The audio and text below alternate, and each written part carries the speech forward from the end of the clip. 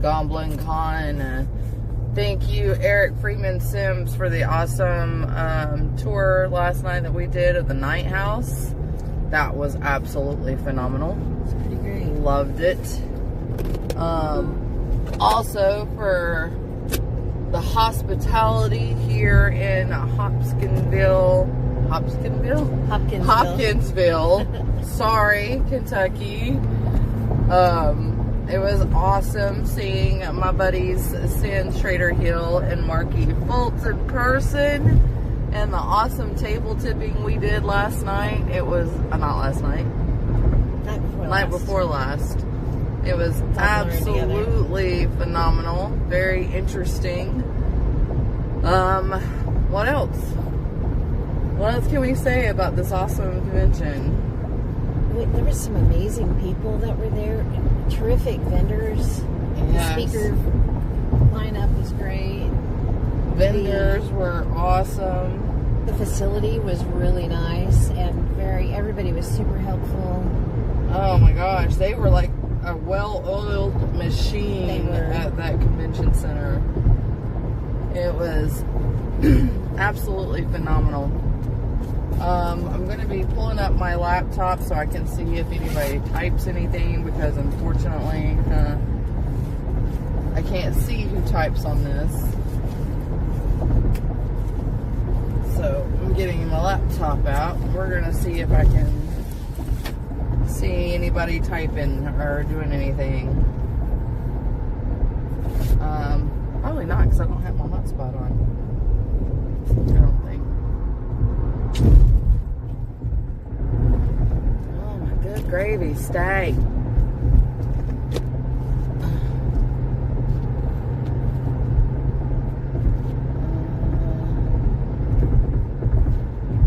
Why is it 55 through here?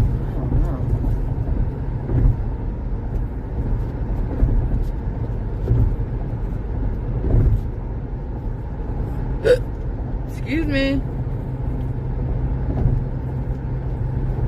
You have no gills, you don't need hiccups. No, I have no gills. I need no hiccups.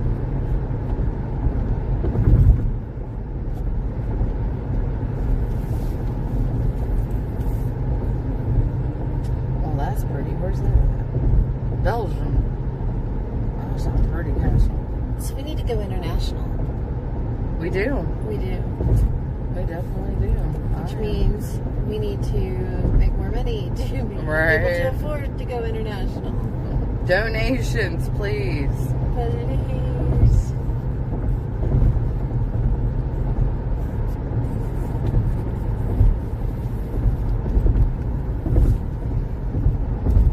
I gotta set this cruise because I can't go this slow. My foot doesn't want to. But my bank account wants a ticket less. Right? Yeah, so we will go this slow. Alright, so let's see here. Oh my god. Nobody else is going 55? Why is it 55? And the big sign did say 55 back there. Because they know the law. Maybe. I mean, they know where the law enforcements are. Could be. Where they set.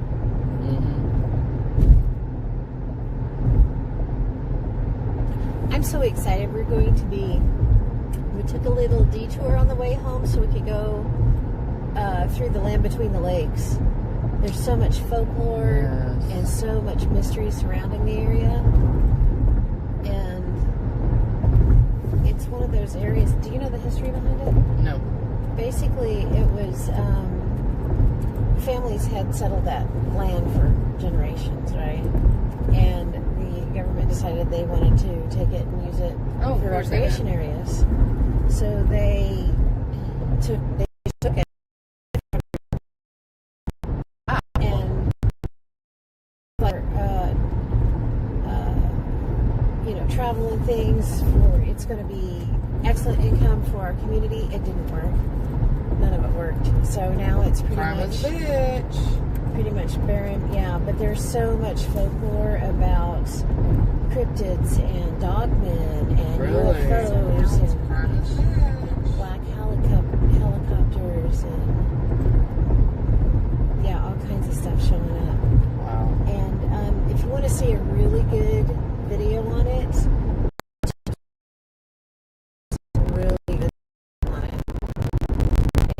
Sounds strange. We did one about 3 months ago on it. That was really good. One of our members was just out there searching for cryptids not even a month ago. Oh, yeah? Scotty went out with Red Dirt Cryptids with Brian Terrell and his group. And I think it was Scotty and Trish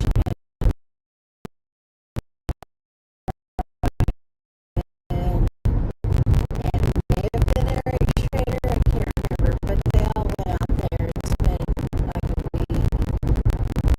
And they got to, there's this place it's called Hotel California. It's where someone had been building a really nice house, and then when eminent domain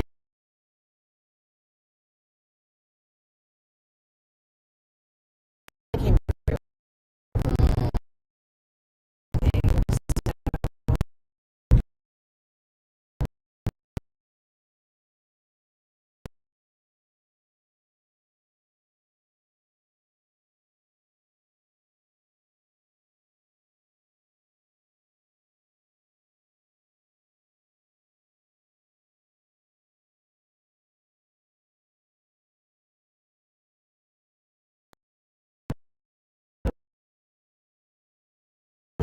A piece of property. We're headed through Katie's right now. She has a piece of property there that she has set up just for CE5 contact, which is close encounters of kind. And people can come out there. She's got it all set up where she will actually do meals. You could She's got lodging out there. You can camp out there. And, she's got kind of cool thing.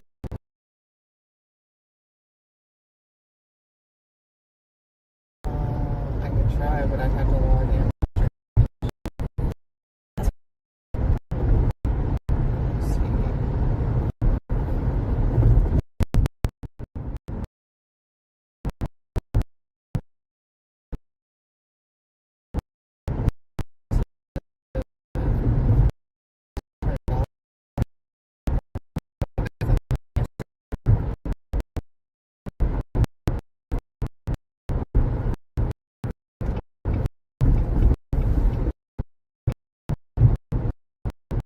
Yeah, so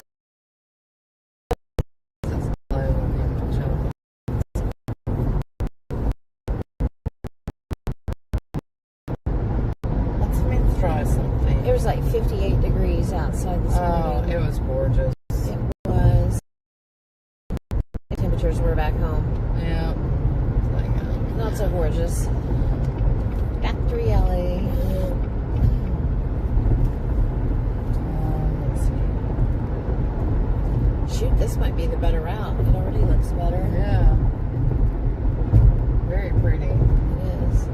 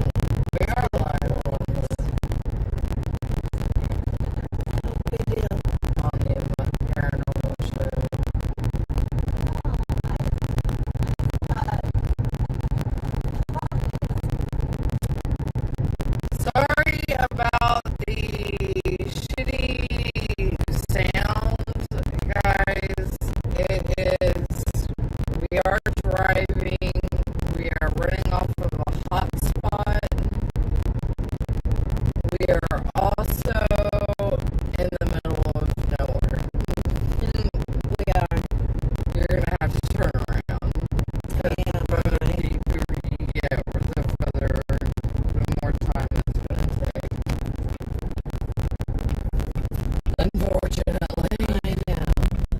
We were hoping that there was more gas stations up here, and I don't think there is. We're not taking any chances. No. We're going to. We did this on the way home from New Orleans, and that was not fun. No. We ended up driving 30 minutes out of our way. Yeah. Oh, Robert White. Hang on a second. Let me go back to my beam so I can see what is being posted. Going home? Yep, we're going home. We are going home. We are done for the weekend. Yay. Don't have another one. I'll be going to Vegas on the weekend of the 17th of September. And then supposed to go to Central Kansas the end of the month. But I don't know what's happening with that.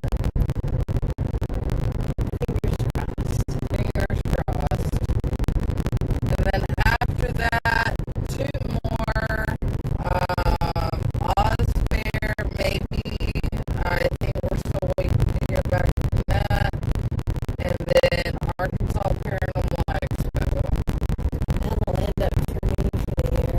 That will be it for me for the year. I do have to go on the 3rd to St. Louis to film for A.M.O.K.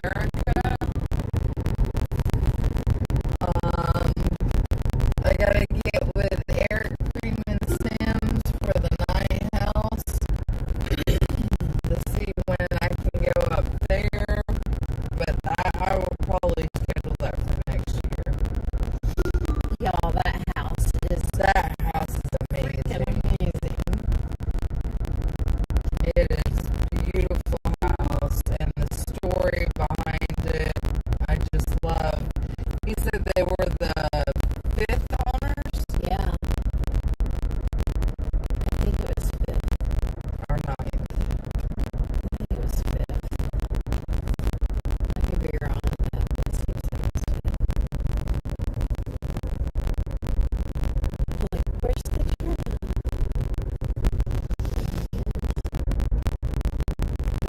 WHBO 96.5.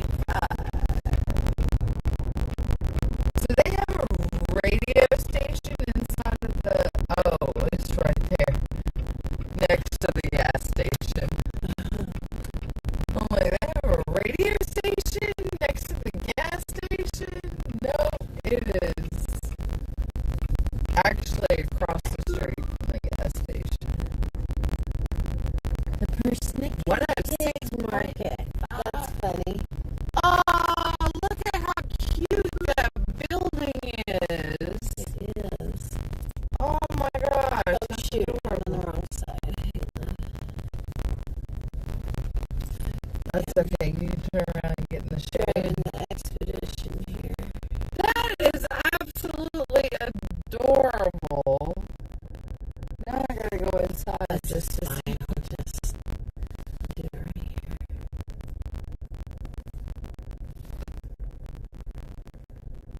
So instead of going to the shade, she wants to be in the sunlight. It's fine. It's All fine. right, guys. Everything's fine. Y'all are gonna see Wendy's. There's a Kentucky Fried Chicken back in there. That's weird. Huh. Weird. I'm easily impressed. I was going to say we are, but I think it's me.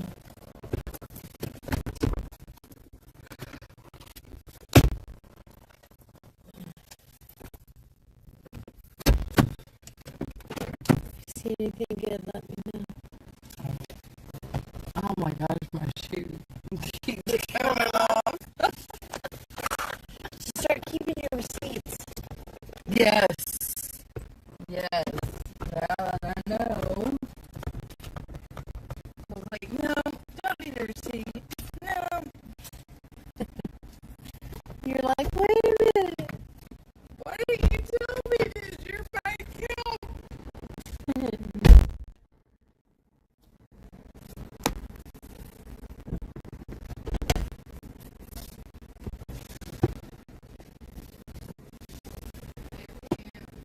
Uh-huh.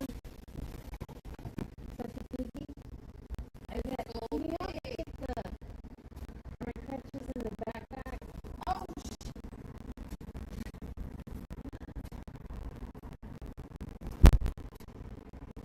I just need one.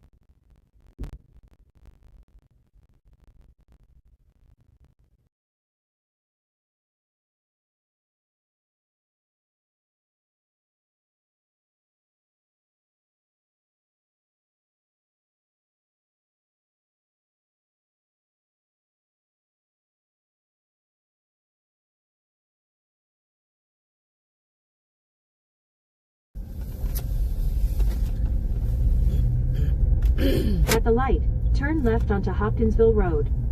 Yay, she's gonna talk. Alright, can people hear me now? There we go. Yes. Turn left onto Hopkinsville Road. Yay, she's gonna talk. Alright, they can hear us now. Good deal. Alright. And we're not all stuttery. That's a No. I couldn't resist. They're freeze-dried Skittles. Those are the bomb diggity. You want some? I got 2 different flavors. Oh, these are the sour ones.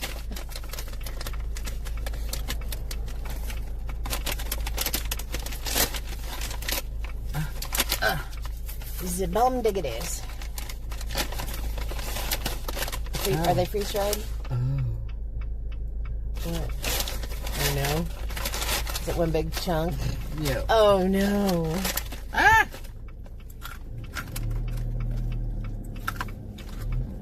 I think it's for the turn left. I thought you had to turn right. Nope. In about 3.5 miles, turn right onto Main Street. Over there. Huh? We came off over there. Yeah, and we're going to Katie's, but we turned around to get gas, and then we're going on to Katie's. Oh, there we go.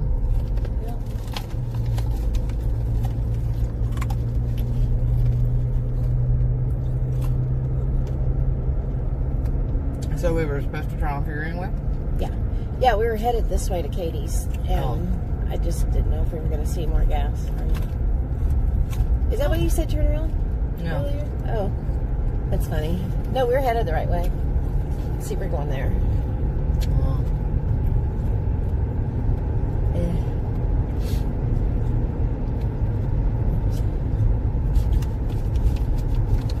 Okay, Pam needs to set the cruise.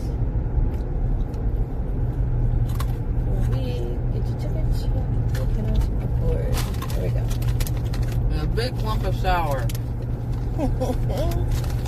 That sucks.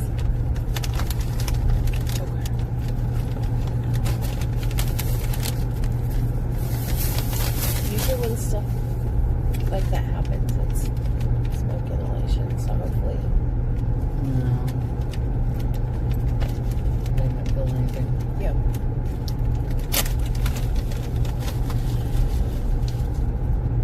That's always been my fear. Yep. That and drowning. Drowning is mine. I've been there. I know what the pain feels like. Oh, burning. Oh, yeah. God.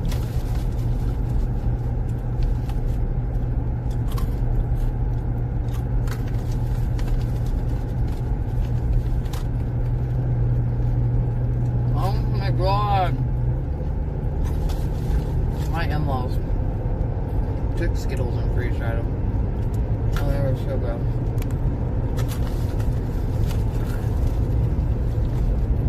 Oh, what's up, Ghostly Clam? How you doing?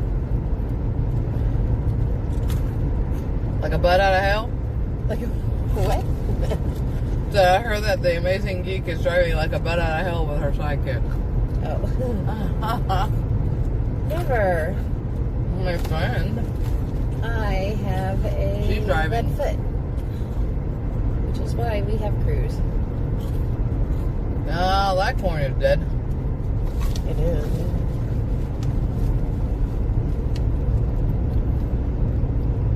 It's ready to Okay, I gotta stop. harvest. End up this whole thing. 55 through here.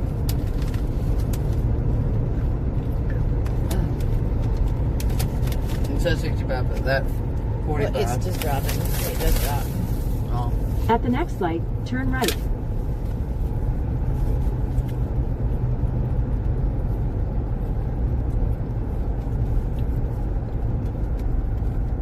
Where's the next light? Oh, it's a ways, isn't I was like, well, I don't see a At light. the light, turn right onto Main Street. There's the light. it? There it is. Hurrah! There was a dinosaur. So what that was? Yeah, I'm the dude that I watched. $3.59. We should have waited. Mother fluffer. It's 30 cents difference per gallon. Damn it. Just missing your honey-covered nerd voice like always, Geek. Aww. In 2.3 miles, turn right onto Marion Street. Okay, so we probably need to... What do we need to do? Punch in. Okay, we do go through Katie's. I'm trying to remember the route. If we go clear through, I think we do. Yeah, we do. Alright. Finished my energy drink. Now hopefully I can get some life in me. Jeez. Last couple of days I've been kind of blah.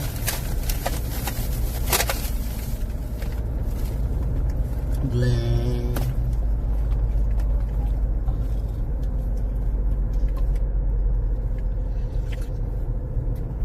Oh, pumpkin. Oh, look at that little hamburger joint. That's like Look at, they tiny. got all the little piggies through here. That's fun. Oh, it kind of reminds me of Dothan. Dothan has all the peanuts. And like Bartlesville has all the buffalo. Yeah. Glasgow has, what do they have? Tulsa has penguins. Does Glasgow have penguins? They have something. I don't know. I can't remember what they have. He sent me pictures of them. Do you kiss Mr. Geek with that mouth that swears? I sure as hell do. All the time. All the time. Sorry, guys. We are in a very small town. King's Funeral Home. I mean, look at the Ace Hardware store. If you want to know what small town is, check it out.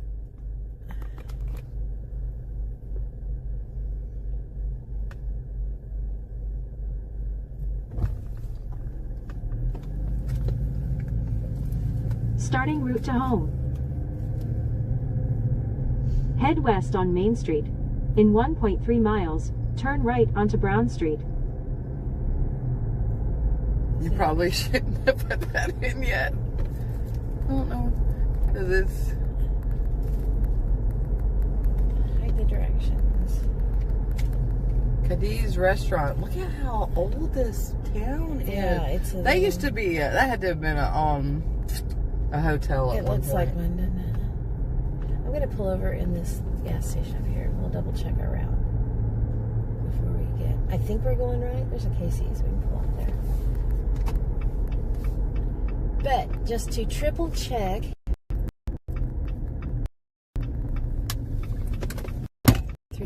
here. You don't? Not as small Backtrack. as my covered part. Okay, en route.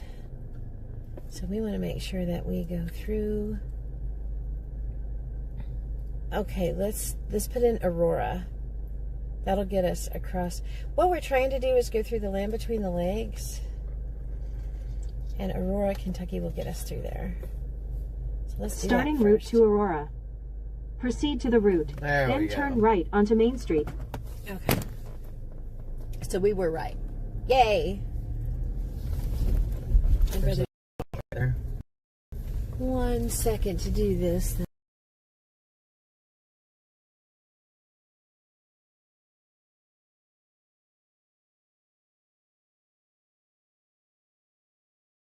Up there, you son of a bitch. Is it dropping? Yep.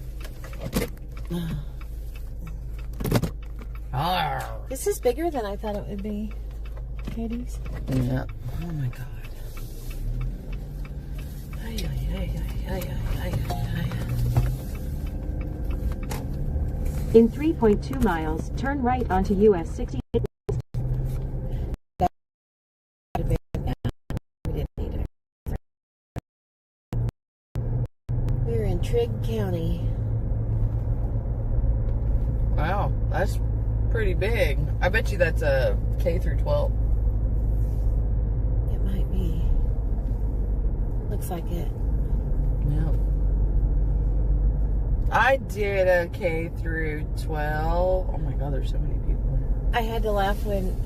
Well, I guess it is Monday, isn't it? And they're right next to a graveyard. Typical school. Right next to a graveyard. Mine was next to a graveyard. You know, ours was too. Now that I think about it. The only ones that I have seen that have not been next to a graveyard is where my kids went to school. But I grew up going to a school that was right next to a graveyard. That school is right next to a graveyard. Most schools are right next to graveyards for some reason. That is strange. Katie has an elementary and a high school, but they're both next to the cemetery, just on different ends. We're in Kentucky, Ghostly. Look at this house up here. Isn't this pretty? Wow, that is gorgeous. I'm speeding. Talking about that. That house needs to right go there. on my. That needs to go on my headstone when I die. Speeding. She was speeding. Wow. Whoa! Look at this. Whoa.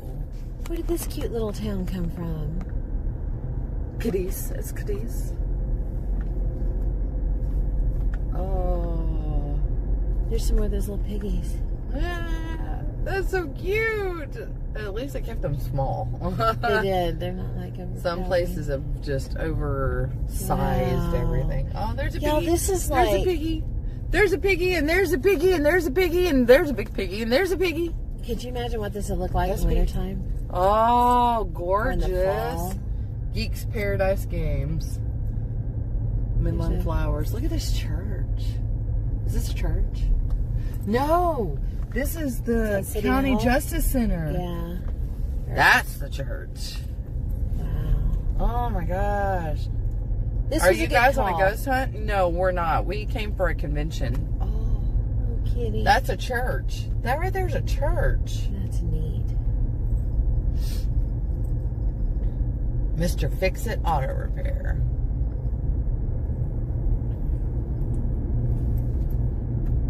The farmer's market's over there. Wow. This is beautiful. This is gorgeous.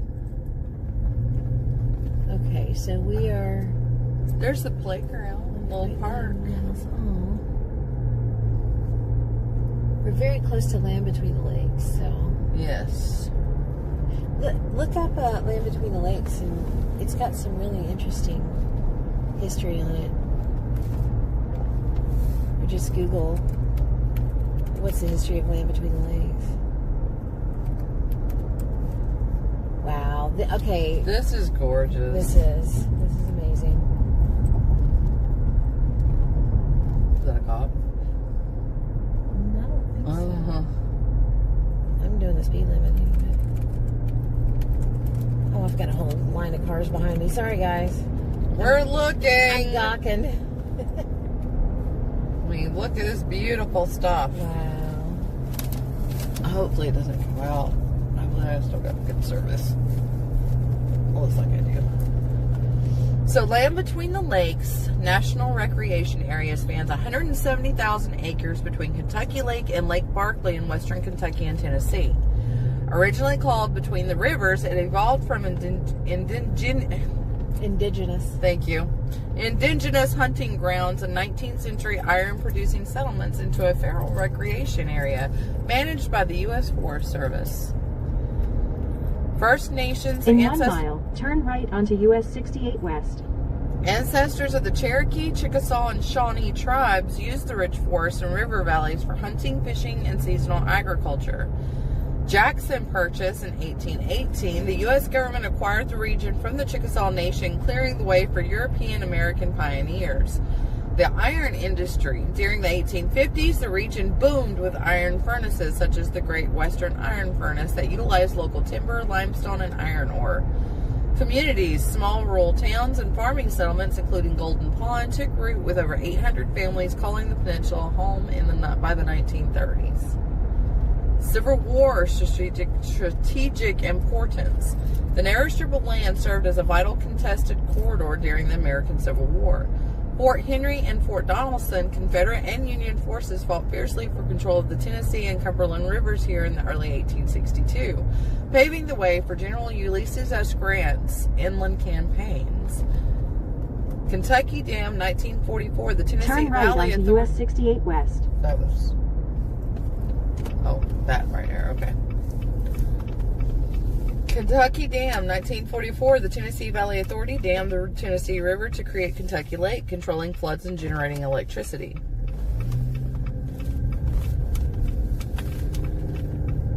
For about 17 miles, continue straight. Land between the lakes, 15 miles.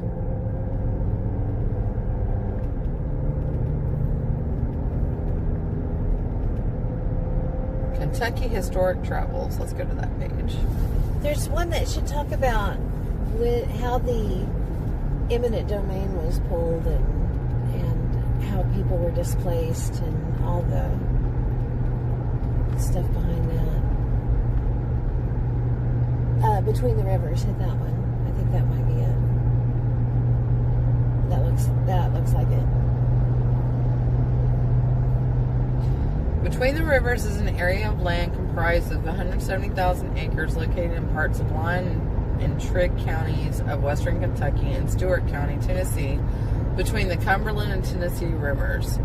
The area now known as Land Between the Lakes, LBL, was once home to more than 800 families which were forcibly removed by the power of eminent domain. It's hard to believe now, but in the 1950s, economists predicted that the average American work week would fall from 40 to 50 hours a week to just over 30 in the year 2000, and likely decrease even further as the economy became more efficient. While these estimates seem laughable today, the thought that Americans would have copious amounts of free time was seen as a problem so large and looming that Congress created a task force in 1958 to figure out what the American public would do with this promise of almost endless spare time. The Outdoor Recreation Resources Review Commission, led by Lawrence Rockefeller, designed a plan to fill Americans' free time with outdoor recreation, access to nature, and a place to swim, boat, hike, and camp would keep alive the wholesome feeling of the frontier that had propelled our nation to greatness in centuries past. President John F. Kennedy and the Secretary of the Interior, Stuart Udall, ran with the idea of creating national recreation areas all over the country. Tennessee Valley Authority, TVA, had already identified an area in the Tennessee Valley that needed improvement and provided the boldest and grandest of all the plans for that area. TVA's congressional charter enabled the organization to acquire land quickly and easily with eminent domain powers and little external oversight. And so, TVA was given the task of creating one of the first national recreation areas in the country. In 1964, TVA began to the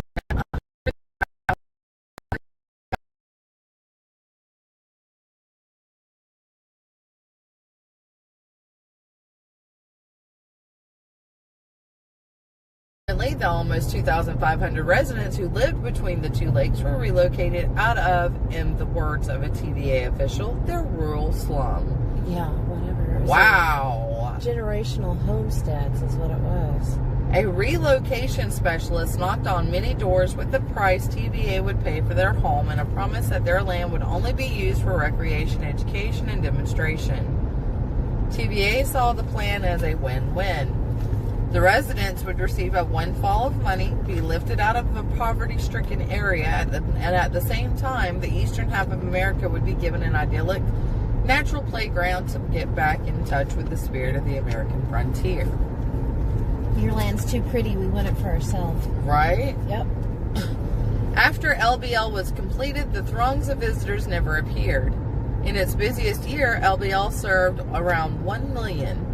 The close-knit community that had lived and farmed the area for 6 to 7 generations had been dispersed in the name of progress and a future that never arrived, and many were left without land that had given them a livelihood.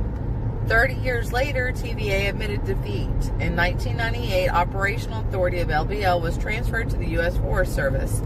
The USFS has now closed many of the campsites and other recreational aspects and is burning and clear-cutting parts of the wooded areas in a controversial bid to create pre-European savannas.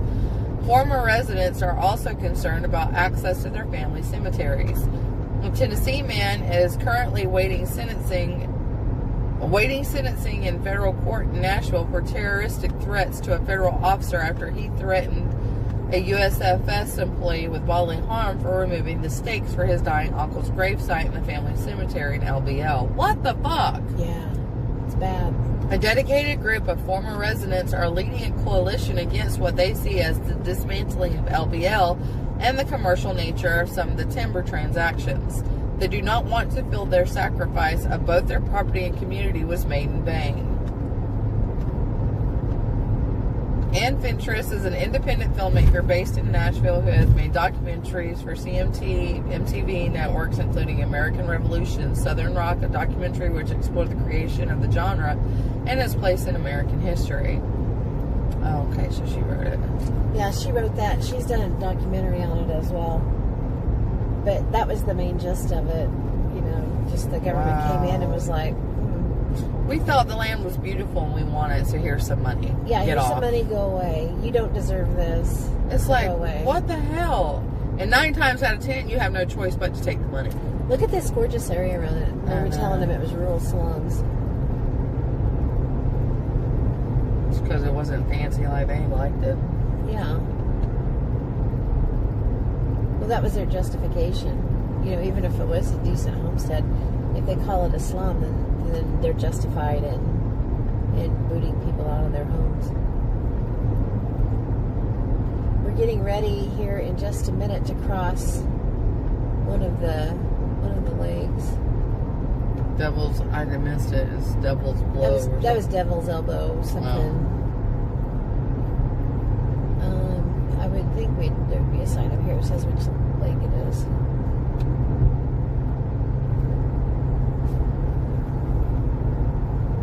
Oh, it's so beautiful. It is. This was worth the side quest. Adventure! Adventure! Yes, Sir X, we're heading back home. Sorry, I was reading something on a different site. Here's the lake. In about 10 miles, turn right onto US 68. Oh, fuck.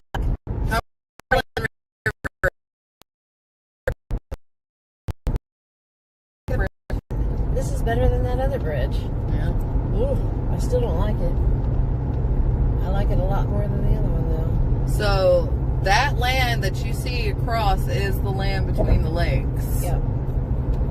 Wow, you know what? It is so pretty. It's gorgeous.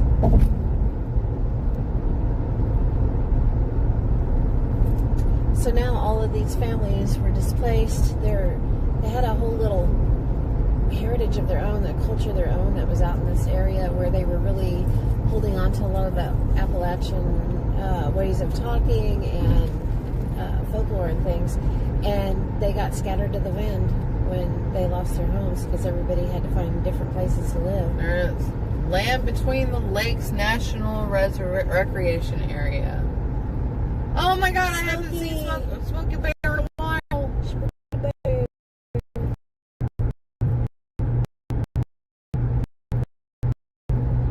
Oh, so pretty. Sorry, we may end up going in and out because we are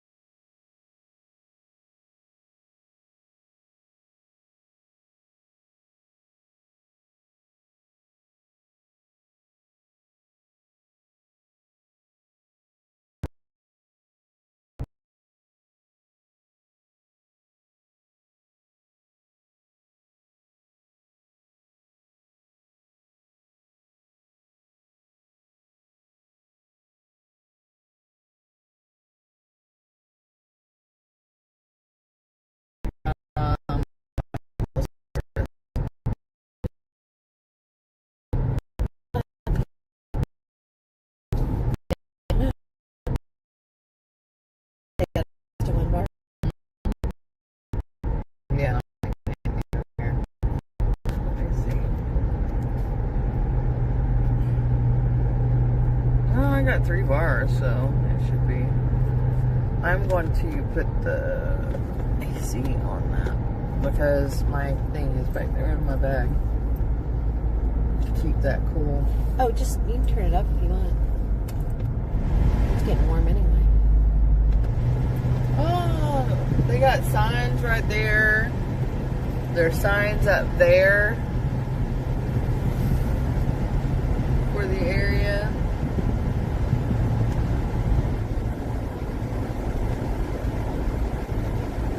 And yeah, it's pretty bad connection, all right. Sorry, we are like in the middle of nowhere on a land between the lakes. They have whittled down the rangers that patrol this down to 2 now. Really? So they only have 2 rangers on the land. The whole thing. This is 170,000 acres. Yeah. And they can't patrol at the same time. One has to do one shift. Oh, yeah. That's lame. It's a crime. Yeah. Like, there's no way one person can take care of 170,000 acres by themselves. And there's so much folklore. Not even folklore. There's so much.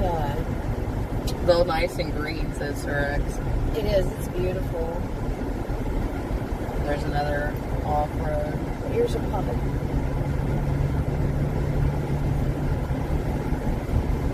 Woodlands Trace, Dover, Tennessee, Grand Rivers, Kentucky. Oh, the Trace is what? I think that's where they went up. The Trace.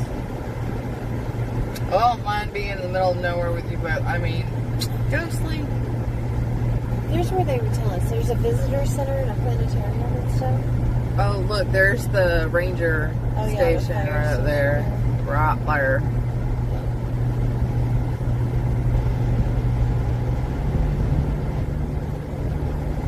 And it's all rusted to hell. Pretty sure they're not using that anymore. No, they probably got a camera up there at the top to be able to see. Or drones. I can see I'm using drones now. Yeah.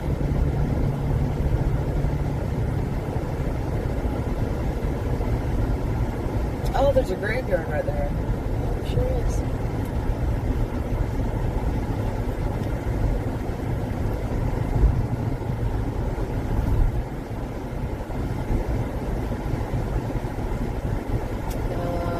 Lake State Park, Aurora. I think once we get to Aurora, we can switch it over to.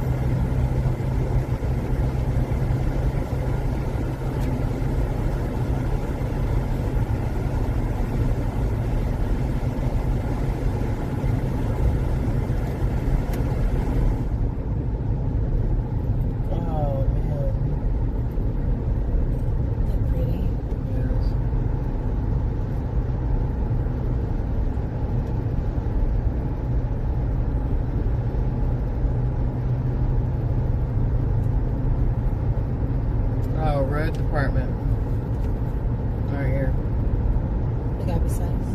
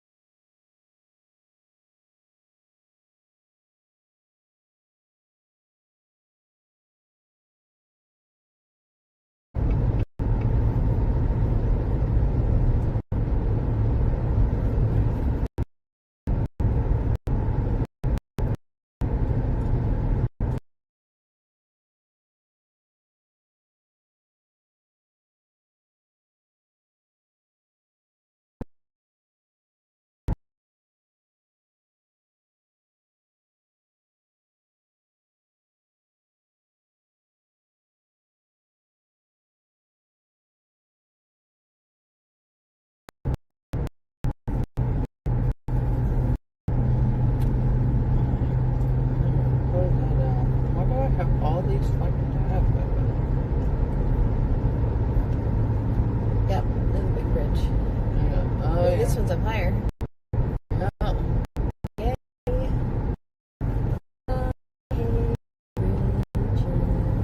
bench right there so people can actually look over the lake. That is cool. And the little beaches on the side of the island. Isn't it pretty? It is so pretty.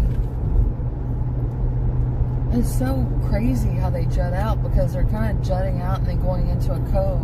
Uh-huh. And it's like fingers. Yes, yeah. And y'all In can't 1 see what mile, I'm turn talking right about. onto US 68. That's what I'm talking about. You see the fingers? Well, the indentions going in and out. Inlets. Yeah, the inlets. Thank you. It's the same over here almost, but it's deeper over there. There was a big stone over there. I don't know what it was for. Probably a memorial or something.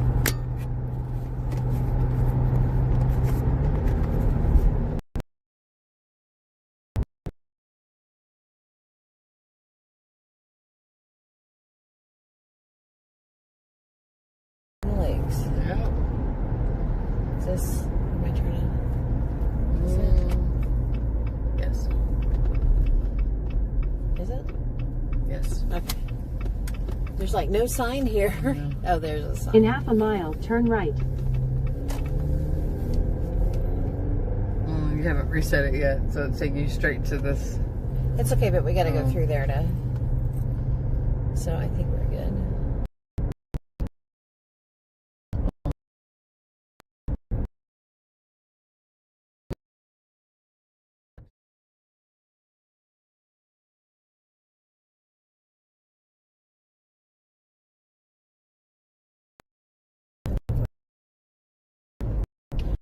Actually, You're doing don't the mind speed me. limit. I need to go lay back down again.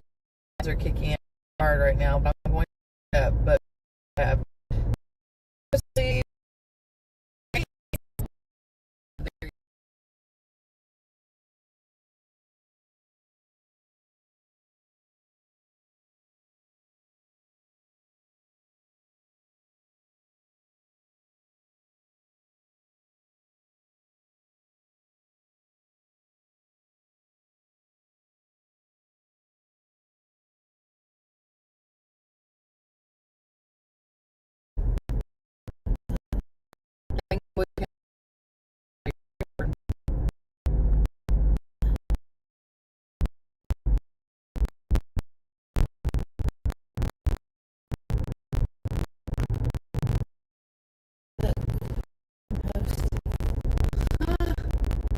Old country store. Oh, that's cute. Look at that. it is cute. Soda Showdown Sundays. Homemade ice cream. Travel plans. Alright. This is cute. They have a pool that's empty. Starting route to home. In a quarter mile, turn left onto Aurora Highway.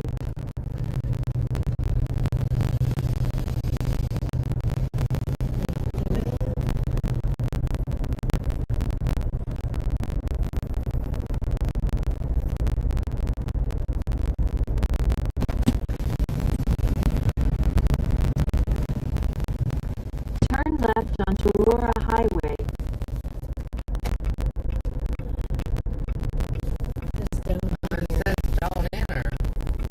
Oh, is that? Oh, okay. We go right here.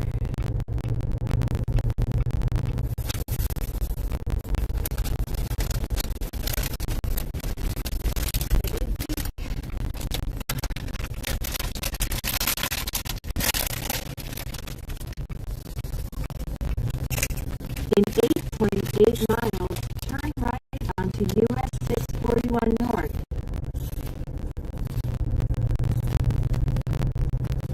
I don't mind the frame drop. I read comics frame by frame. Well, thank you. Yeah, we're in the middle of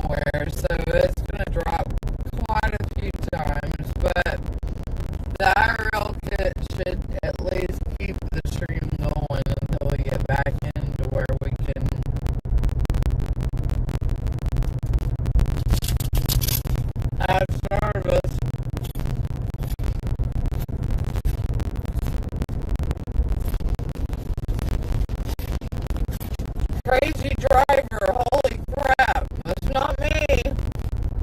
I'm a crazy driver?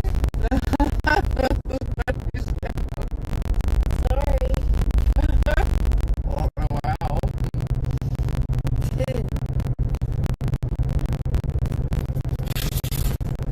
I get way worse. This is pretty mild, actually.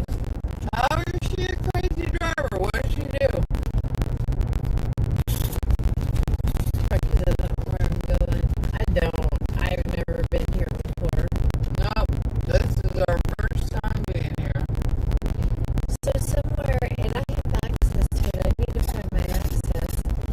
There is a website where a guy has set up a thing where you can go in and log every county throughout the United States that you've been through.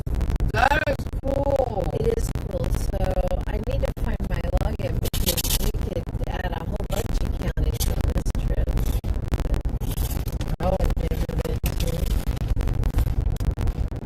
It's so pretty. this is like Smokey and the Bandit. Says Polar Night.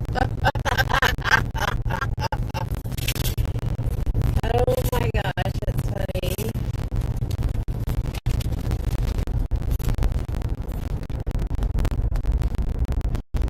So are you snowman? I guess so. Where's your dog? At home, I'll miss my dog. Pirate Pirate Cove. Cove.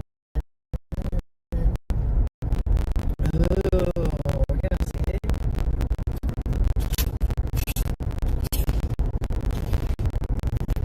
This is so pretty. Oh my gosh. Polar Night says Pam is Smokey. I'm so Oh, Greg says, I'm just kidding.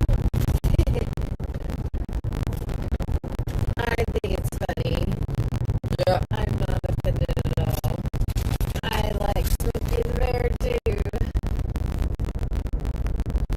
Smokey and the Bear. Is that what I said?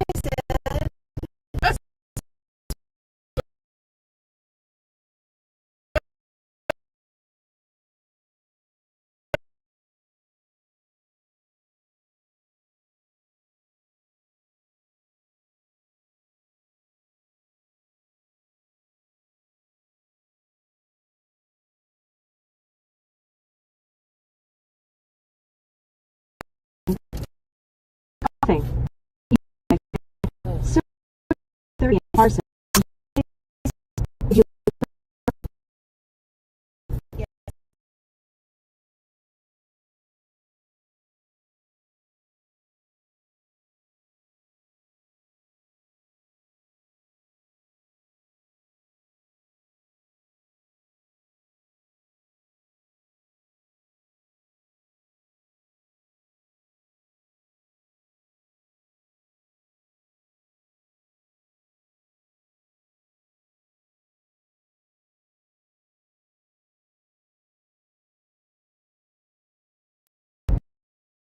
Shit, I'm speeding again. Fuck Pam.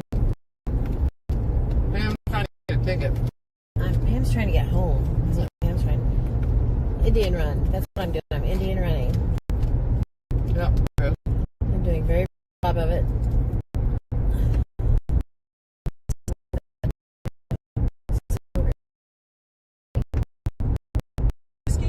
I think my mom has COVID, probably. Oh no.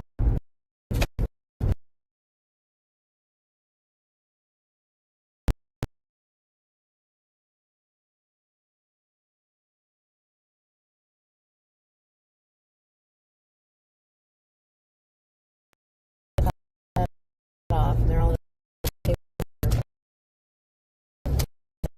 coolers that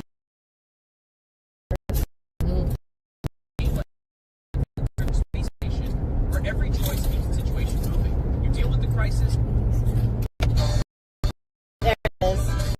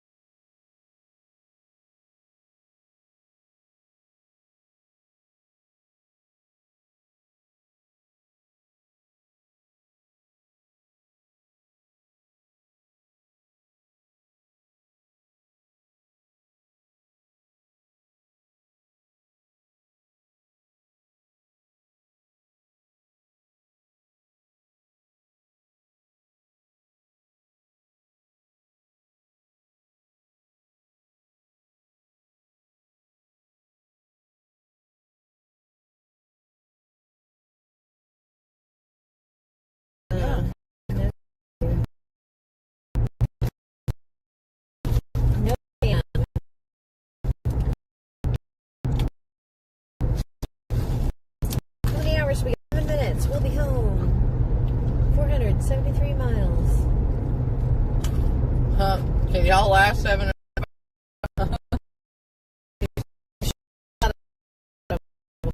Yep.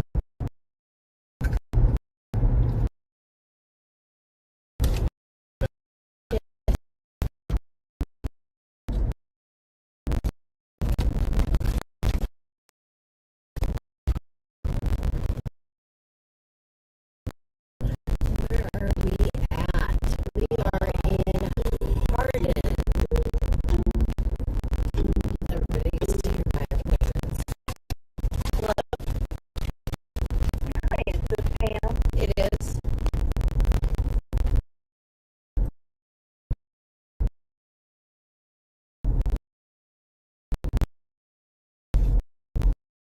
Hello, is this Pam? It is, yes.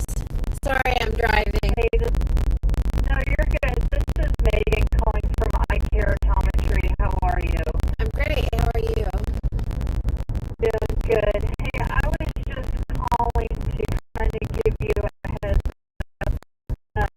I'm calling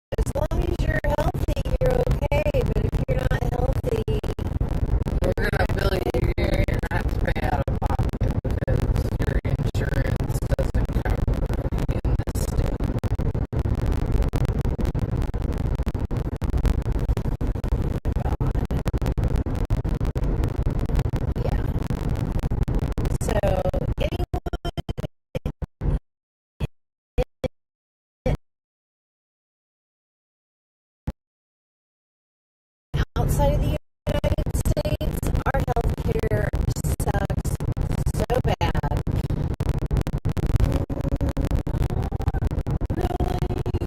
It just depends on the state you're in. There's no call for shit like that. Not, I know. When they're trying to separate from state to state, they do. Like my insurance with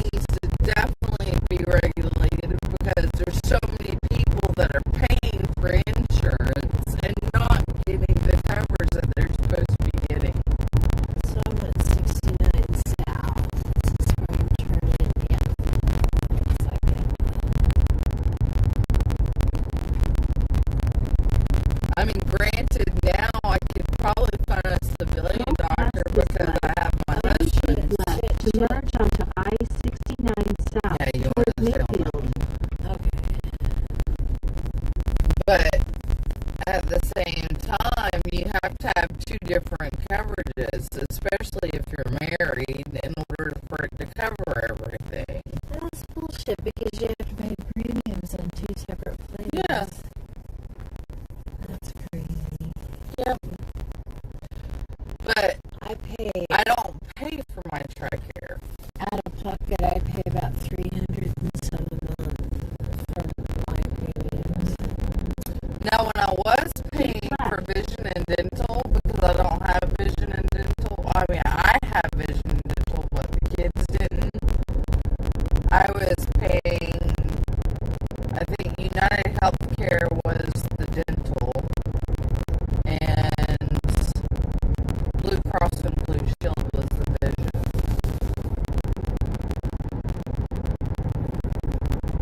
If I remember right. I can't remember. But now, since it goes through the union, it's all Blue Cross and Blue Shield.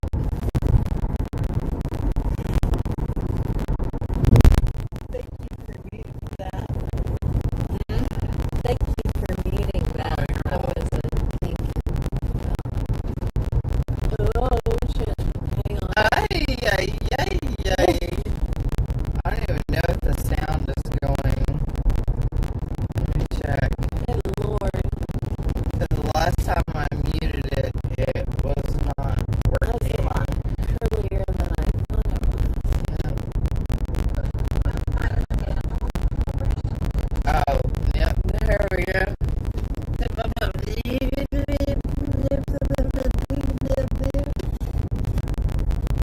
That's a Okay, big now I agree with the Smokey and the Bandit.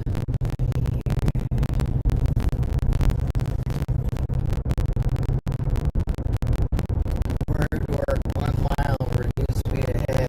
In about 17 miles, take exit 24 onto State Highway 121 toward Wycliffe. What's up? What's up? What's up, you beautiful? If we have to go over those stupid bridges anyway, I'm going to be mad. Because this is sending us towards Wycliffe. This is what? This is sending us towards Wycliffe. That's where the bridges are. Do you want me to drive? Yeah. I may have you drive here after a while, though. When I start getting tired.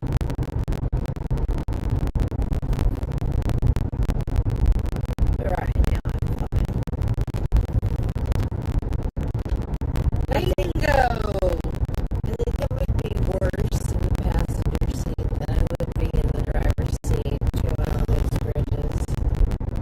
Yeah, I really do. probably. Now the anxiety's back. I was fine till I saw Wycliffe, and I'm like, It's like you're trying to prepare yourself for the inevitable. yeah.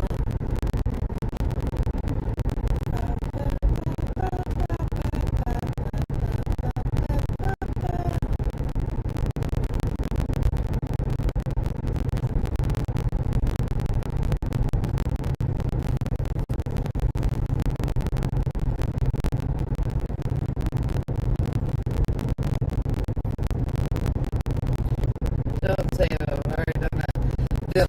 Excuse me. I went in and separated a whole bunch of the clips of our interviews, Yeah, that's what I want to go but do. I have not had a chance to go in and do anything with them. Yeah. Are you talking from New Orleans? Yeah. Cool.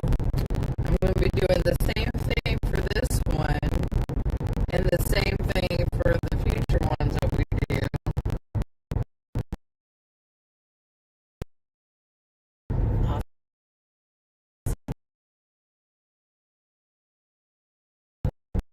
But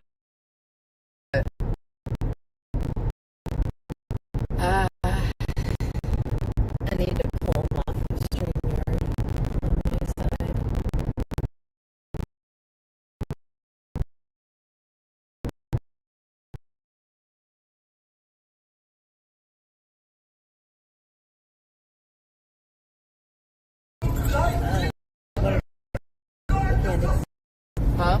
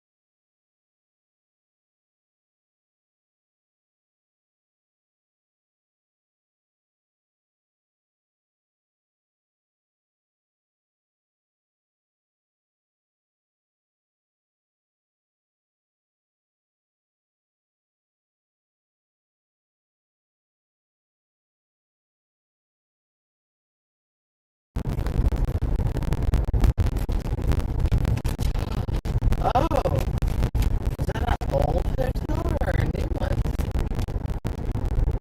Oh, it's an old one.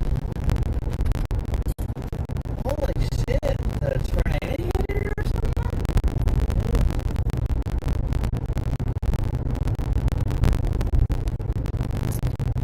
Wow. Good.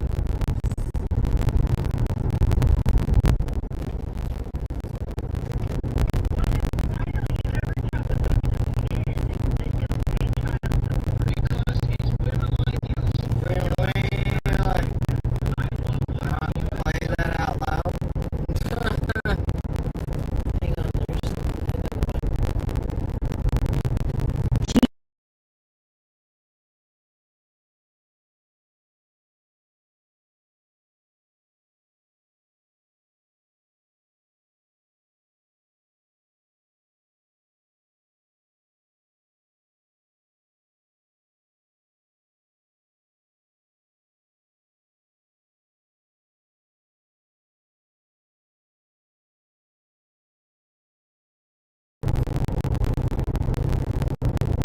There's another high school.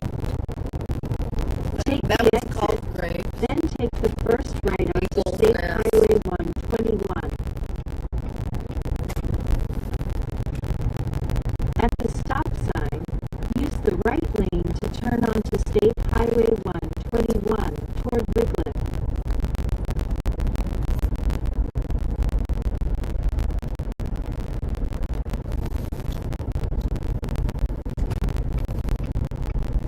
Turn right.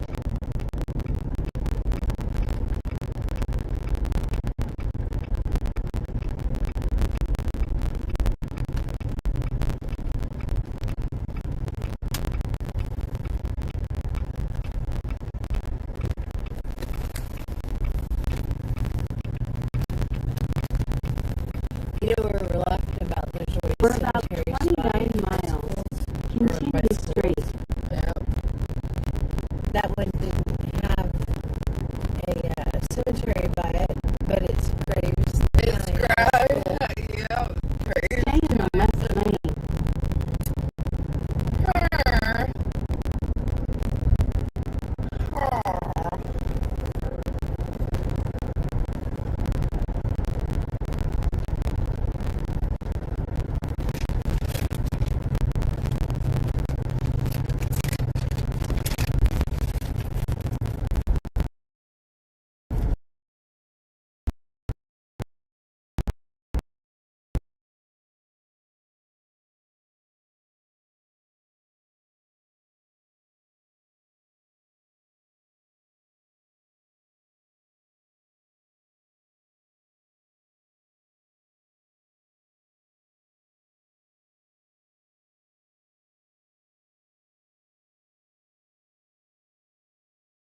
To read it.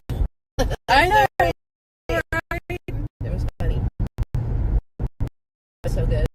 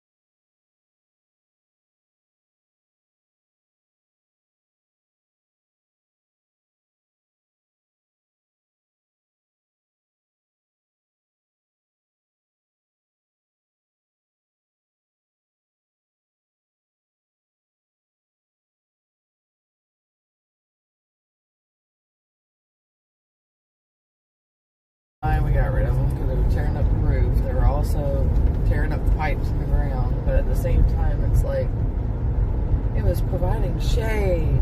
Yeah. They were pecan trees, but the pecans were diseased, so there's nothing we could do about it. Oh, man. But it bloomed every year, and we killed 2 trees.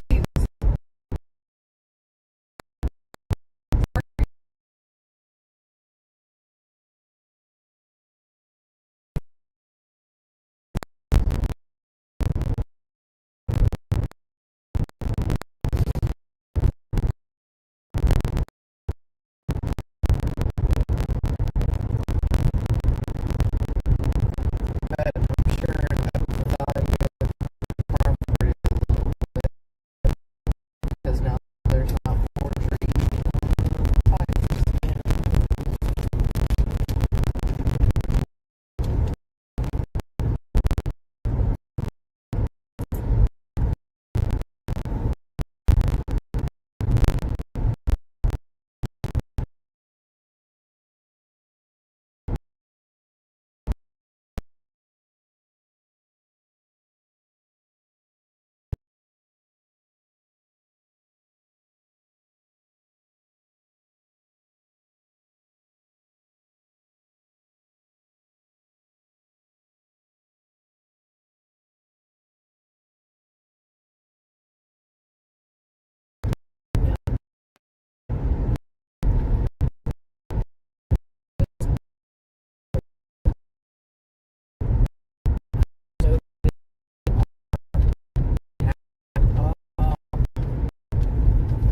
I want to at least get 5 or 6 acres of land.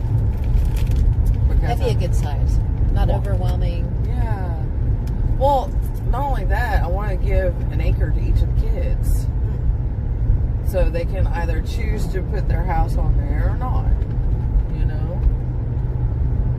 And Yeah. Isaac's wife already has some land. It's not an acre, but it's right there next to her mom and dad's house. And I'm just like, well, I want to give an acre to you guys too. I mean, NCP can have an acre.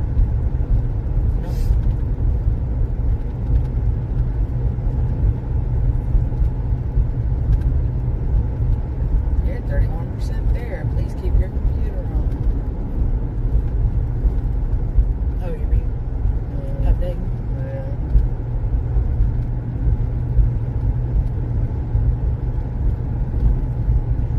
I guess I have good reception. Okay. Alright.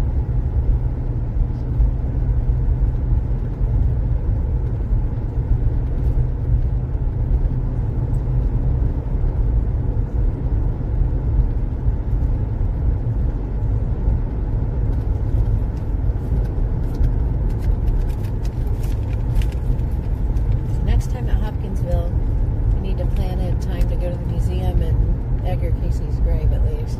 Yeah.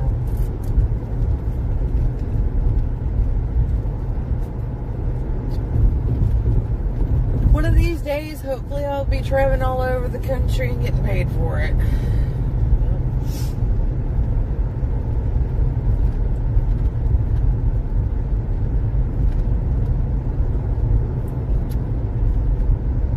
Because as of right now, I still gotta work. Which I'm gonna have to go into work tomorrow. I'm gonna have to. Just gonna have to suck it up and do it. Me too. It sucks. I gotta work Wednesday. Well, I gotta work the rest of the week. Tuesday, Wednesday, Thursday, Friday. I only work Monday, Tuesday, Wednesday, and Thursday. I'm off on Friday, Saturday, and Sundays. That's good. At least you got the Yeah, the back-to-back days. yeah. But I work 10-hour days. I think I work 9-hour days. Go in at 8 and get off at 7. Or 9 to 6. 9 to 6, but we don't take lunch breaks. 2 15-minute and a 7. And then an hour lunch.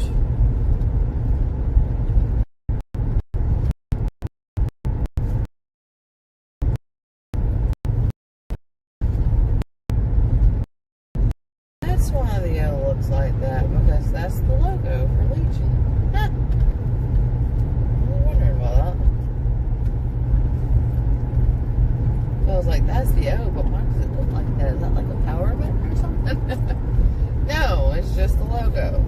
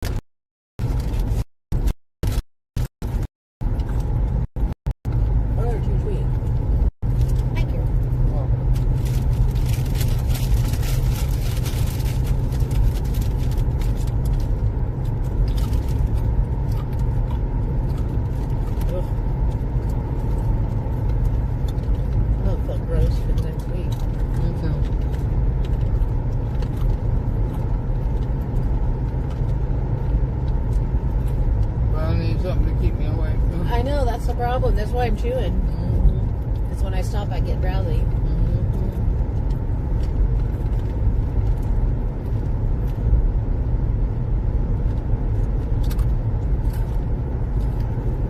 I didn't sleep very good last night. I was up off my yawn. I woke up in a panic thinking we were running late. Now I lay back down, went back to sleep. Oh, woke up again thinking we were running late. I think it was like 4 o'clock. Went back to sleep. My alarm went off at 5:30. Turned it off, went back to lay back down. And I was like, ugh, I can't. I just started scrolling. The doom scroll. Oh, God. Stop lighting it. Do what? Stop lighting it. Yeah. Oh, horseback and four-wheelers.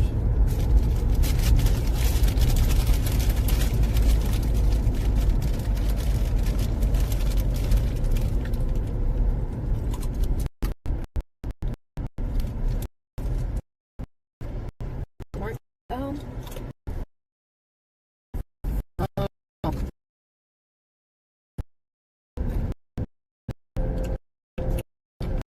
Cute. Oh my god. And me? I love him.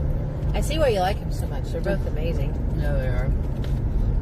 Greg is really nice too. Yep. This is the first time I ever met Greg. I've always heard about the Hubbers. I'm a bit suspicious of him because he really likes black licorice. Yeah. I know. But my dad likes black licorice. I wonder if it's a German thing. Has to be an acquired taste. It's a Dutch thing too because Haskell loved it. I don't know. The only thing black licorice I can do is Jägermeister.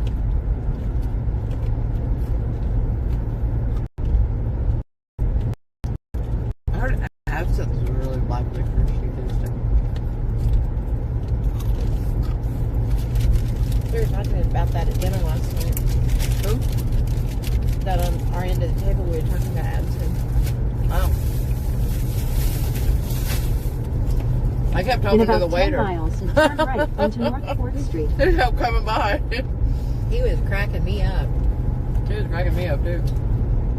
It was like really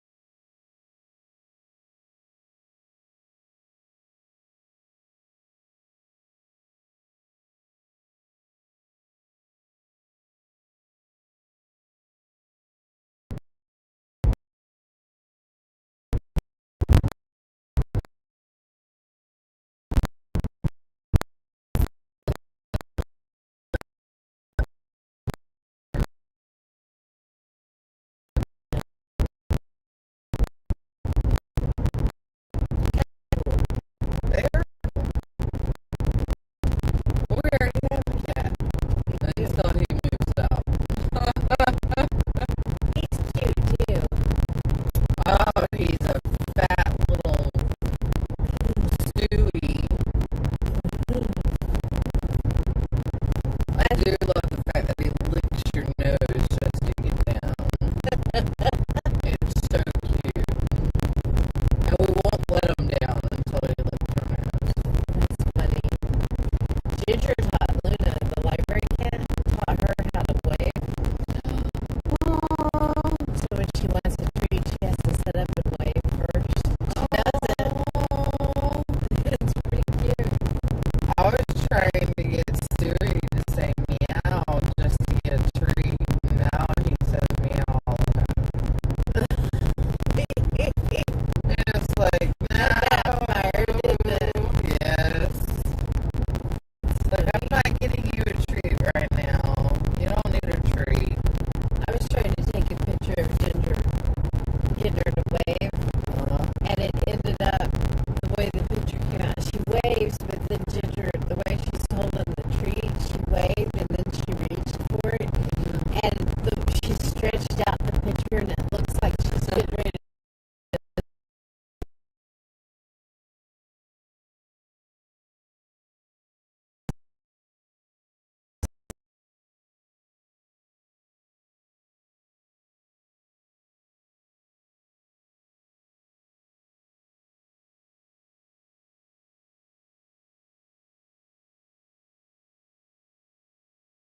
He was like, I don't know, Mom, I don't like it. And I was like, it fits him. I'm telling you, it does. And then he was like, I'll try it out for a few days. And he's like, yeah, I see it. He's just doing. Let's just say with this one reminds me, especially when he starts meowing, of the mom, mother, mommy, mother. Mama. I was like, oh, Stewie, shut up. He'll come in there where I'm working sometimes.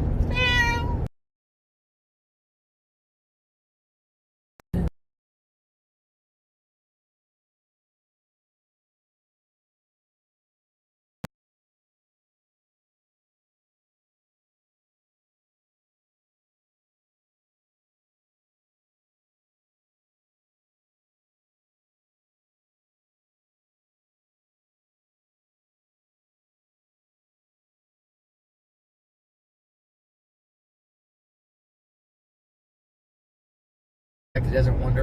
Mm-hmm. He's not. Oh, no.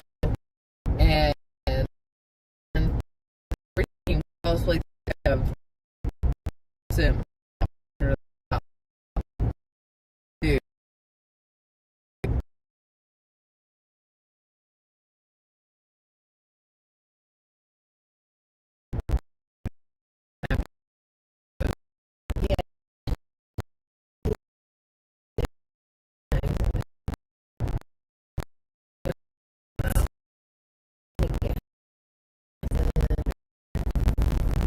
That happened with Mom somehow. Somebody had, like,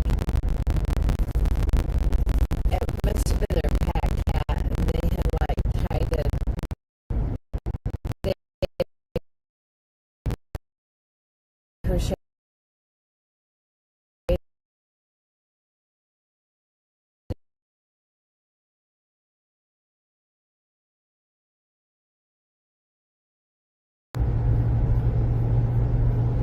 So pretty. Yeah, it is. It's the only reason I've let it go. It's a pretty drive. It is a pretty drive, 45. It's a pretty drive.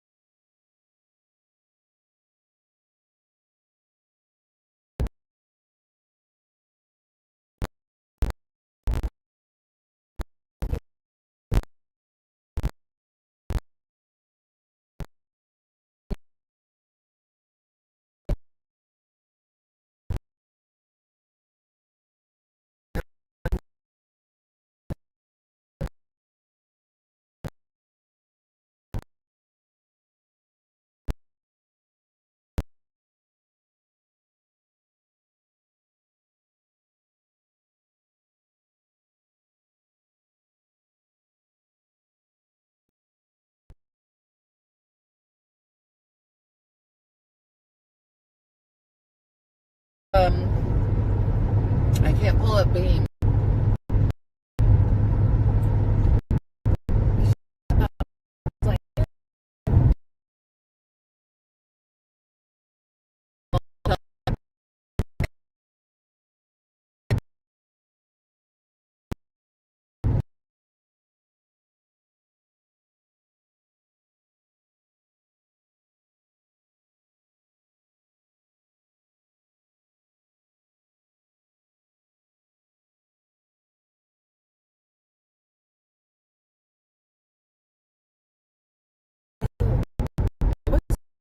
Hours.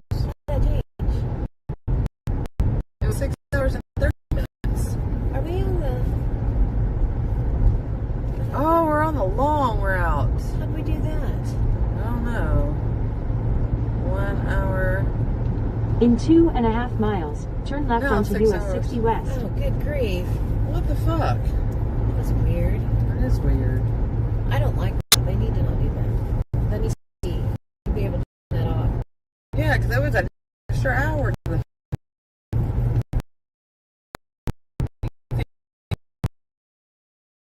So we'll be on.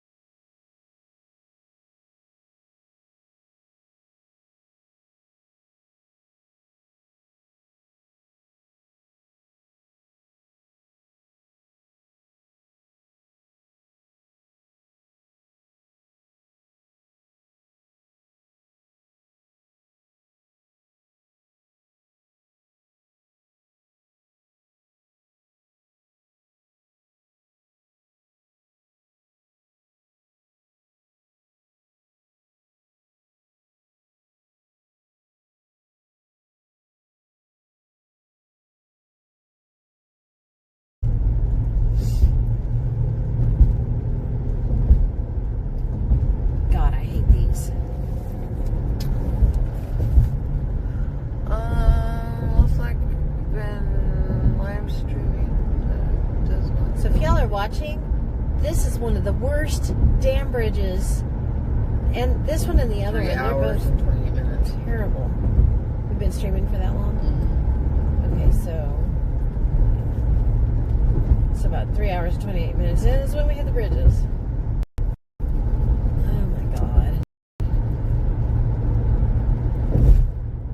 Why are they so skinny? Because they're old. Why are they so old? I bet you the new ones are over there. There are no new ones. That one looks fairly new. At the next stop sign, turn left. I don't think Oh, there's that might any be a new tree. ones. Yeah, I think this is it.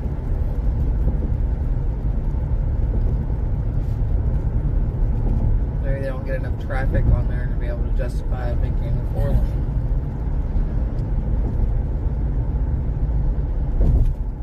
Holy crap. Okay. And bridge is down. At the stop sign, turn left onto US 60. Nice. F23. House right here.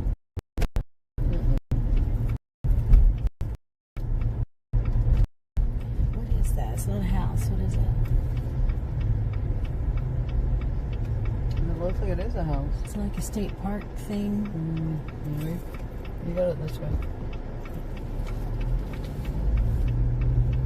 Okay, here we go to the second one. In about 12 Yeah, it's a miles, state turn park. left to merge onto US 60 West towards Sykeston.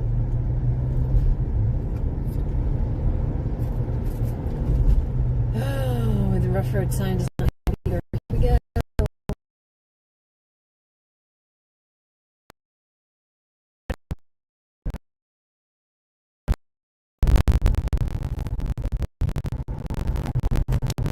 This is the one that was flooded out and it was stripped.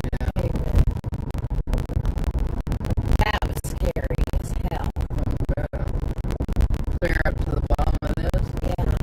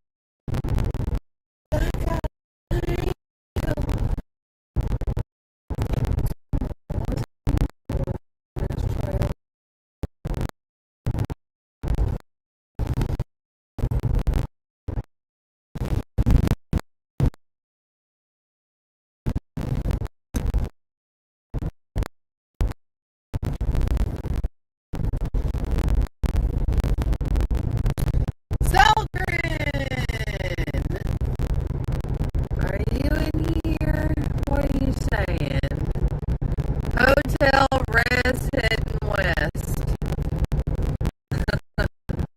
Yeah, heading west. Where are you?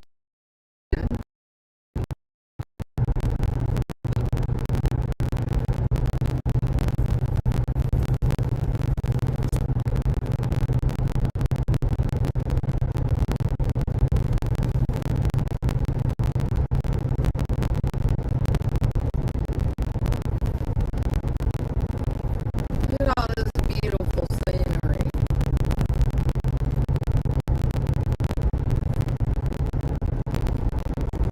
Just bonus.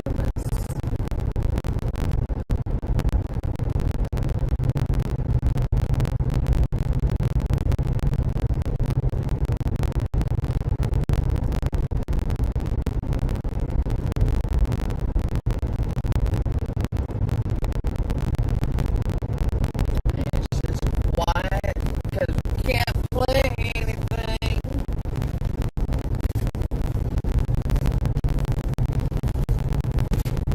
So we have to chit chat and talk and say stir. Say stir. Smart pirate move. Keep your boots dry, nerds wetter than rum. If the road throws goblins at you, I'll trade riddles for silence. So Alicia. That's a lot. Hey, Alicia. Ooh, the fuck was that? I have no It's like idea. a dip, wasn't it? Yeah, it was. That was crazy. Holy shit. It's like the road's caving in right there. Oh boy. What the hell? Oh boy. That freaked me out. It freaked you out? It freaked me out. I thought you were just like falling asleep or something. I was about to ask you No, if you were there was like a okay. big ass dip right there. That went right through it. Oh, I don't know what that was. That was crazy. Oh, look at they got the little hay bales on the side of the road. Yeah.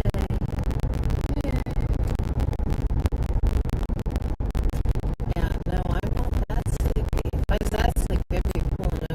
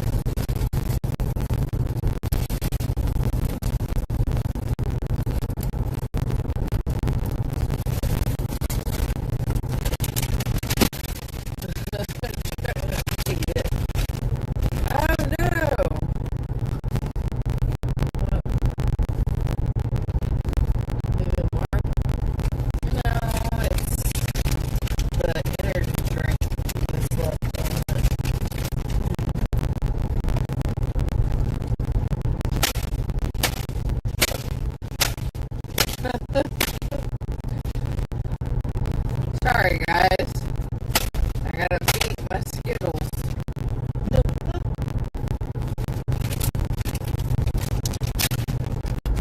Did it work? Yeah. Wow.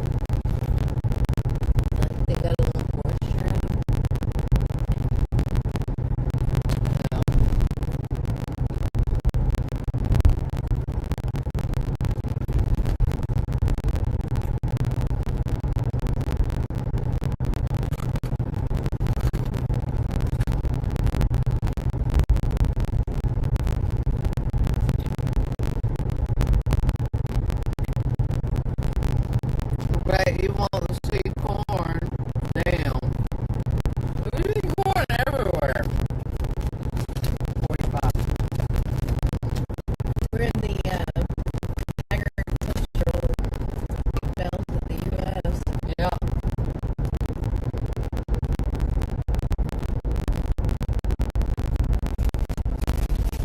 We got cows, we got tons of corn, piggies, sheep,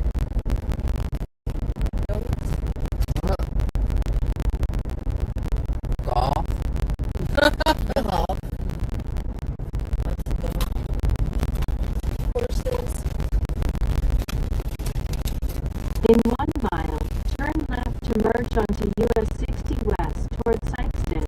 See corn. Right there. Dead corn. It's about ready to harvest.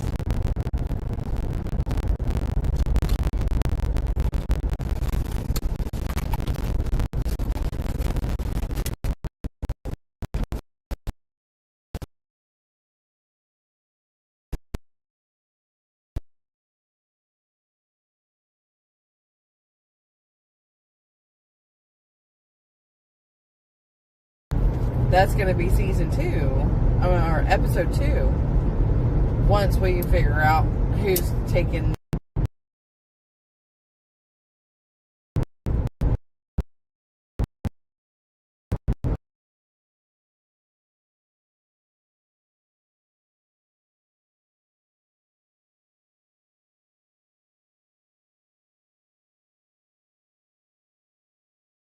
It'd be freaking awesome.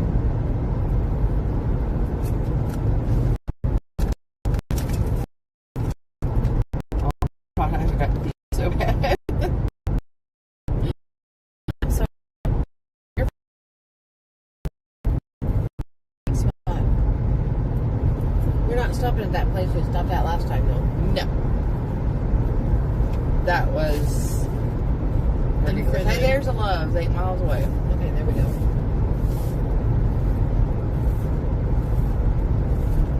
I thought I could hold it to Bucky's, but that's another hour and a half, and I don't think I can hold it for another hour and a half.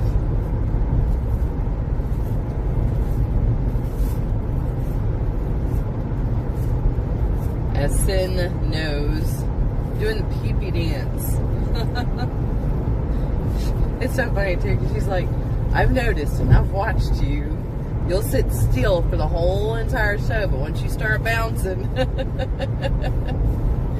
you gotta go to the bathroom. Like, yeah, usually. I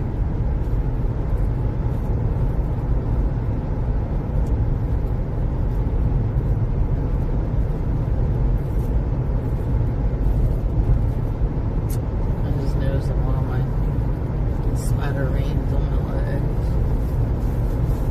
The biggest one I got is right there. It doesn't look too bad right now, but in the bathroom when it was wet, it looked horrible. That? Oh, man.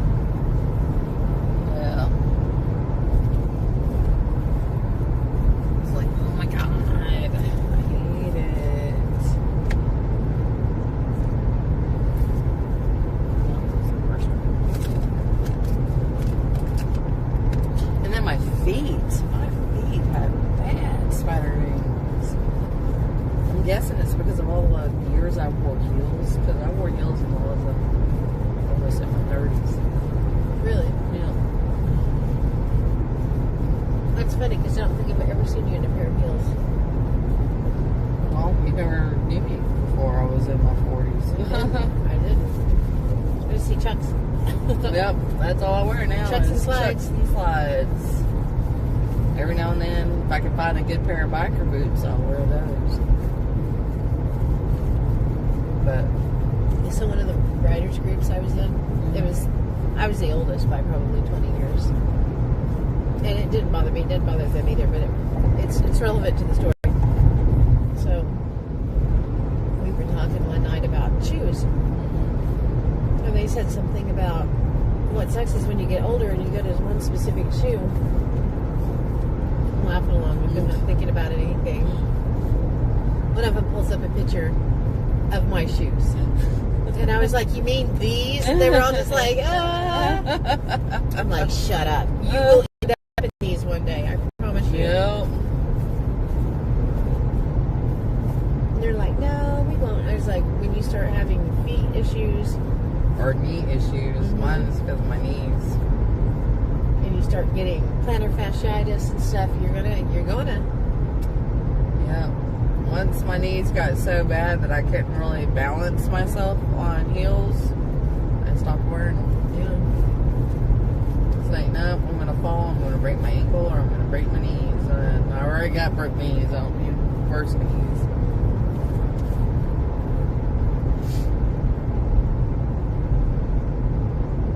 Call 573-444-4444. Yep.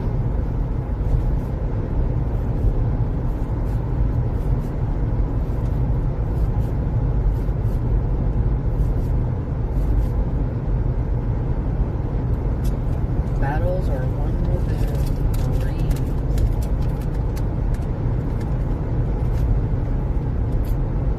I think Lambert's Cafe.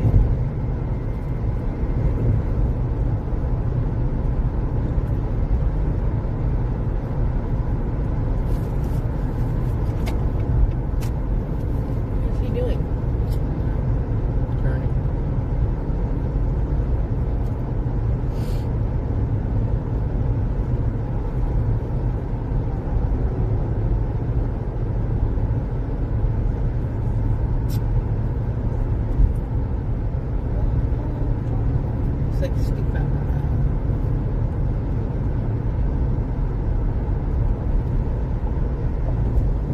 I can't drive 55.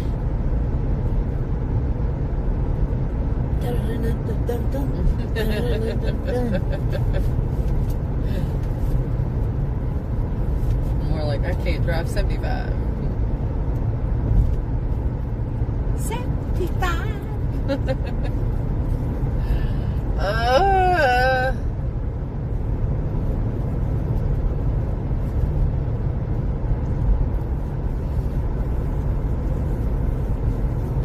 Truck sitter.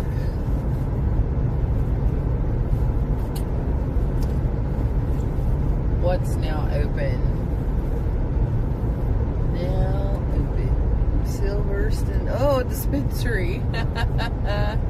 Flora Farms.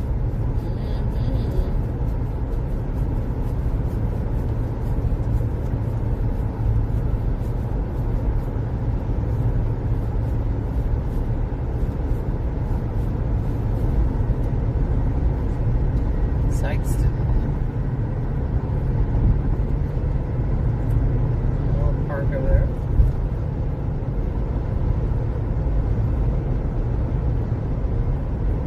Sykeston's going to pop up in the near future for some reason. Sykeston's?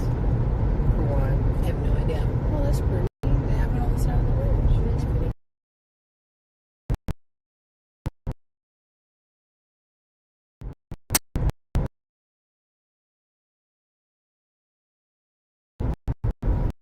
Yeah. Let's put it out there There's so when it love pops right up, there. we know. Yep.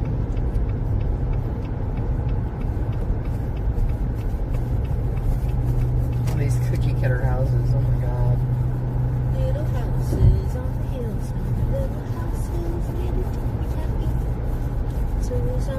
sun and they all look just the same. I hate it.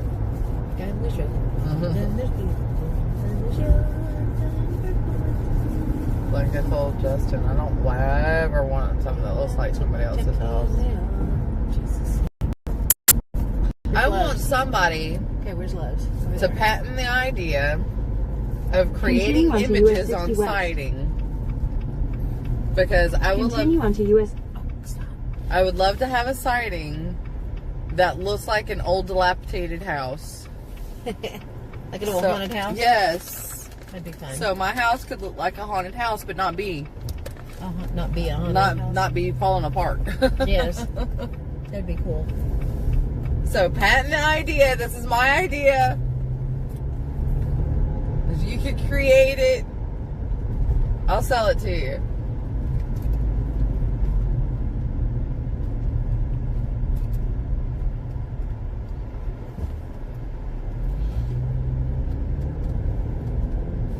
Oh, Dude. I don't know why that freaked me out, but it did. like he wasn't even going that fast. I know. I was like, what are you doing? 384 here. Oh, these poor homeless people. Maybe this is where we stopped. Because there's a Dunkin's. It is. This is where we stopped and fixed the camera. Oh, that's right, because we were sitting right here, facing that way. That I same was like, old what is guy. happening? You unbuckled. Oh, yep. That same homeless man is still sitting there, Oh. over there. I'm going to get you right to the front door. Thank you. You're welcome. We don't need gas or anything, do we? Mm-mm. We got more than a half a tank. Okay. Run, Shauna, run! I'm gonna walk. If I run, I'll pee. Okay. Yeah. Oh, no, don't do that. No.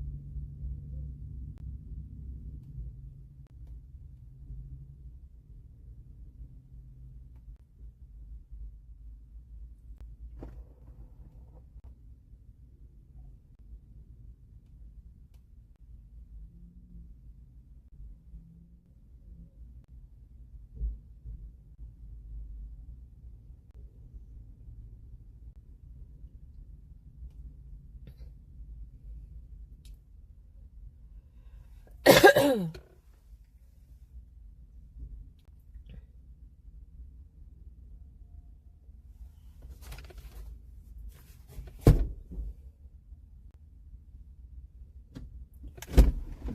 bright.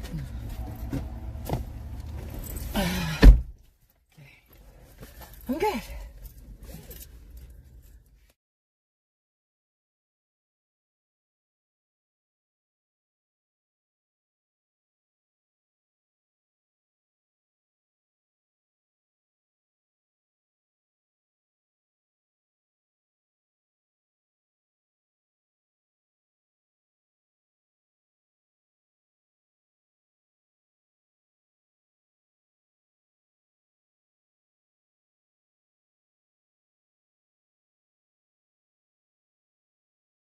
Sister.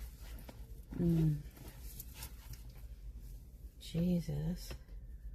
Damn.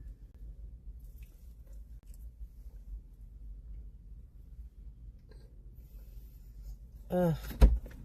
Killing me. Sorry. No, you're fine.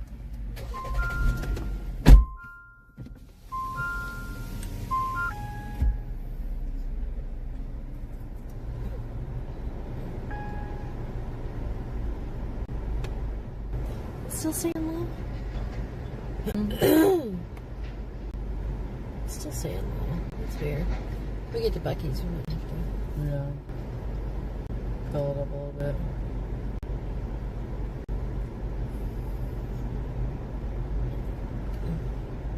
Yeah. And Jess got it wrong. She said that something else, so I need to send her.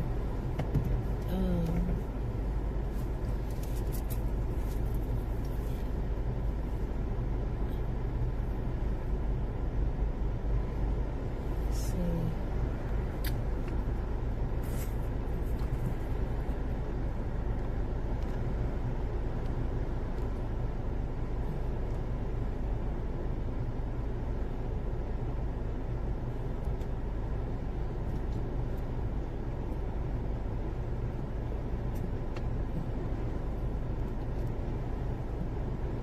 Third maybe was about the same age as Jessa.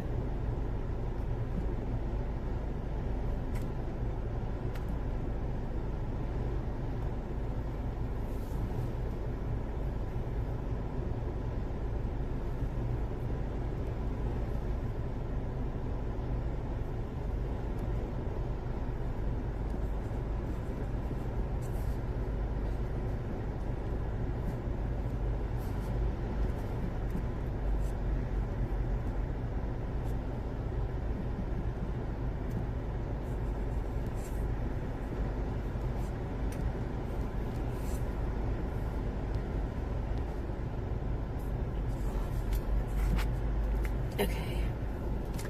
Okay, we've got... Oh, whoops. We have got the thing still up, so we are good to go. On our way to Buc-ee's! Buc-ee's. Excuse me. Excuse me.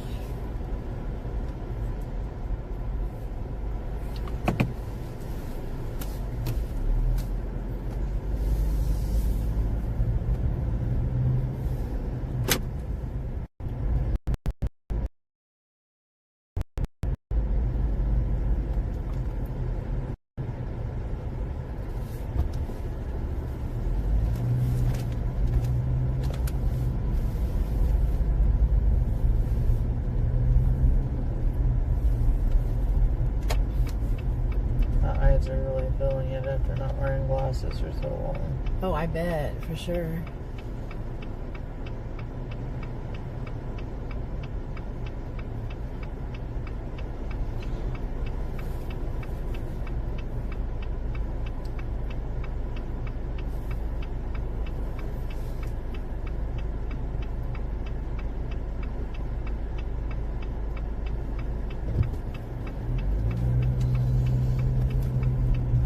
What is that? Is it a medical center or something? College? Oh, okay. Three Rivers College.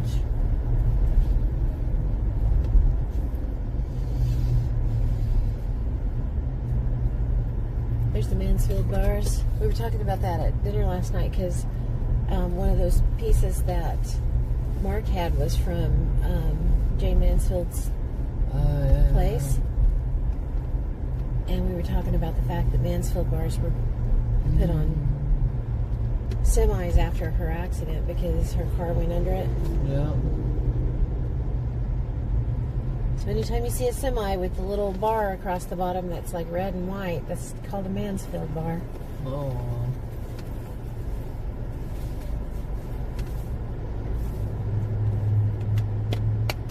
So it doesn't go under the semi, it just crashes. Yeah, you'll crash, but you won't it won't decapitate you.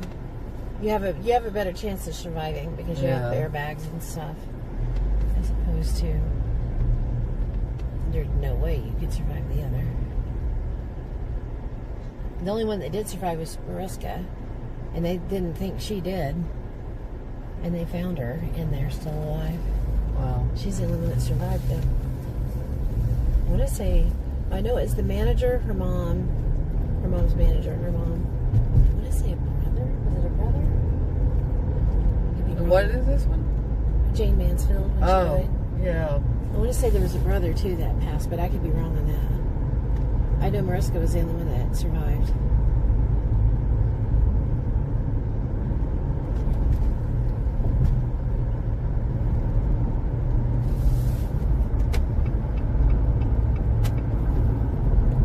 If you would have told me 10 years ago that I would be able to jump on YouTube or whatever and just talk, Yeah. I would have not believed you. I wouldn't have believed you either.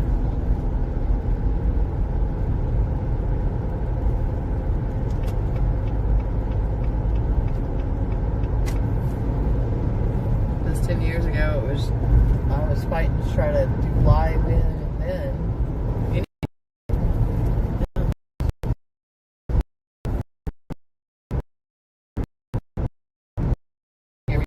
Drive down the way.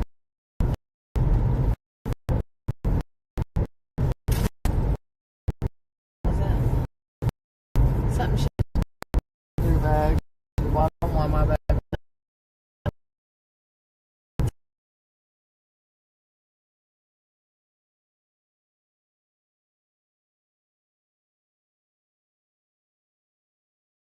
It's fun. It's What? about time to break out. I have a couple of Pete the Cat Halloween shirts. About time to break them out. Yeah. Oh my God, Walmart was already packed with Halloween stuff. Really? Yes, the Walmart that we went to in Kentucky. Mm-hmm. It's probably a good thing I didn't go in then. No, it was completely packed with Halloween stuff. I'm like, you gotta be shitting me. I'm so ready. I am too. I'm always ready for Halloween. I am too. You've seen my house. I have Halloween up all year round. Same. Well, at least in my little nook. Oh, it's all over my house.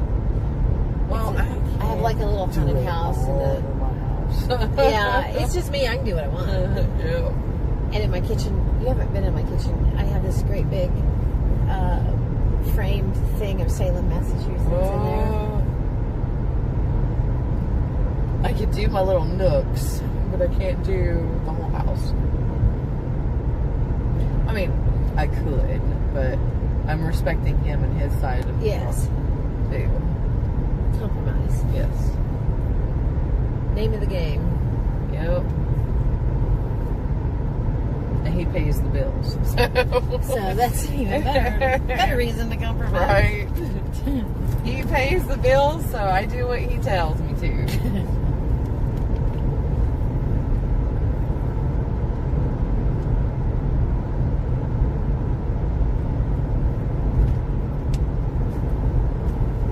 Did you have a favorite interview yesterday? Or My this weekend? favorite interview would have to be Clay. He was fabulous, wasn't he? He was absolutely fabulous. He was pretty terrific. We had some, I'm sorry, Sam and Mark too. Sid and Mark were great. I mean, they're a given. Yeah, they're a given. But out of all of them, Clay was the most entertaining, most animated. Yes. He was most funny. informative. He's a very good storyteller. Yeah, very good. Yeah. And I still don't remember the name of his. I think no, she didn't have any. She didn't have any business cards. I'll have to go through my videos and find. What's up, Mr. Meeseeks? How you doing, sweetheart? I'll have to go through my video and figure out what the name of her shop is, because his wife is the one that had the shop, and she does embroidery. I didn't see her stuff. She does embroidery. She does paintings. She also has stained glass. There was a stained glass Mothman that she had done, and a How did I stained miss glass their booth? UFO that she done. Holy cow, I missed it. And she was pretty.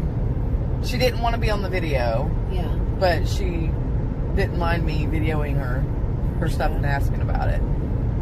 You have to tell me about it. Yeah. I'll find it when I clip them all up and send it to you. I am going to try to find, just like with the New Orleans, I'm going to be clipping those and putting those together for everybody, so they're shorter clips than just the whole long collaboration of people. So those will be the same as I'm doing with this one. Of course, it may not happen until November because I'm still busy until then. I'll be doing my best because I still have my gaming channel that I have to do, and I told Moore if I would play his new game that he's got out, so I got to play that. It looks rather interesting. So I'll probably be screaming some on that, so bear with me on it. I'll probably play some of that this week. Maybe I'll play some on Wednesday night. But on Saturday nights, it's going to be for the ginger man, because that's when he comes home, on Saturdays. I will probably play, oh, you know what? I could probably play some Friday, since I'm off work on Friday. Tomorrow night is A.M.O.K. The minute I get off work tomorrow, is going to be A.M.O.K. Mostly Paranormal podcast at 7 p.m. Central Standard Time. On the Tube of You, A.M.O.K. Paranormal. Or on the Twitchy, A.M.O.K. Paranormal. This coming Sunday, I want to say it's my author friend, Christopher Michael. Nice.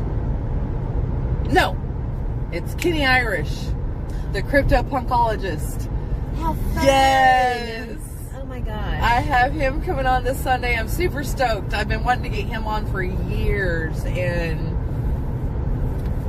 thank you, Eric Berner. He's friends with Eric. That's very cool. I mean, I've had him on my friends list for years, Yeah. but I've just never been able to get him on the show. He's always been so busy. And he is a busy man. But the crypto-punkologist is coming on the podcast this Sunday. And then after him is Jenny Davis, I believe. I don't have anything for the weekend of the 17th and 18th, I don't believe, because I'm going to be in Vegas. I don't believe I have anything the last weekend of September either, because we have the Central Kansas Paracon. If that does not happen, I will have an open discussion that weekend. That'd be great. I volunteer as tribute. Okay. And then I know on the finale, I am doing an open discussion on that one as well, to talk about the year, talk about the season, talk about what you guys want to see. We'll have Pam and Ken on. We'll have any other paranormal peeps that want to come on. And we'll have a big paranormal panel. And we'll talk about ghosties and UFOs and cryptids and... I'm ready to dive back into the research on stuff, because the last few shows that we've done on Bordertown Strange, which I have absolutely loved, it's been interviews with like Trey Hudson and some different guys. So we had some really fun names on there, you know, that came on and had excellent episodes. But, you know me, I love the research. Yeah. And I'm ready to deep dive some spooky stuff. Yeah. And I got some new books this weekend. Oh. I'm so excited. Thank you to Marky Fultz for the fantabulous books that was he gave to incredible. us. Because that was... I tried to pay for it, but he was like, no, you're not. I know. I did too. And he wasn't having it. I did buy some for Sin that we're probably going to end the podcast here soon because I want to listen to the EVPs on the books. But that will be after we get done with Bucky's because I got to dig the book out. And you won't miss anything on the rest of the way home. No. It's pretty much this right here. Yeah. We've passed all the pretty. We passed all the pretty. Well, I say that. Then we're getting with the Ozarks. Yeah, the Ozarks. We're kind of in the foothills right now, but Well, maybe I should take my laptop out and just plug it up. it'll get pretty again here after a while. That's probably what we'll do. I'll just get my laptop out, plug it up, and we'll listen to the EVPs off of that. But that's one of the things I loved about Sin's book, and that's how I got to know her, was because of that book. I read it through the Kindle Fire. Oh yeah. And That's how you met her? yeah. Oh, that's fun. I met her because I saw that she was an author, and I saw the EVP book, and I was like, oh, I got to get her on my show. Yeah. So I messaged her, got her on the show, fell instantly in love with her. She is so sweet. Is amazing. I am so honored and humbled to call her my friend. Yeah. And then every year I would ask her to come on whenever she'd have a new book come out. And then I met Mark through her because she's all the time talking about, you got to meet my psychic friend Mark. You got to meet, he is the real deal. He is. And I'm like, I would love to meet your psychic friend Mark. And then I met her psychic friend Mark. Absolutely fell in love with him the first time I met him. And then we did a cold cage just as an experimental thing. And it came out amazing. So we decided to make it a monthly thing. He told me he would read for me, and he wouldn't pay me money for it. So. And he's like, even if it's not here, just we do it over the phone or over Zoom or something. He can do it over Zoom.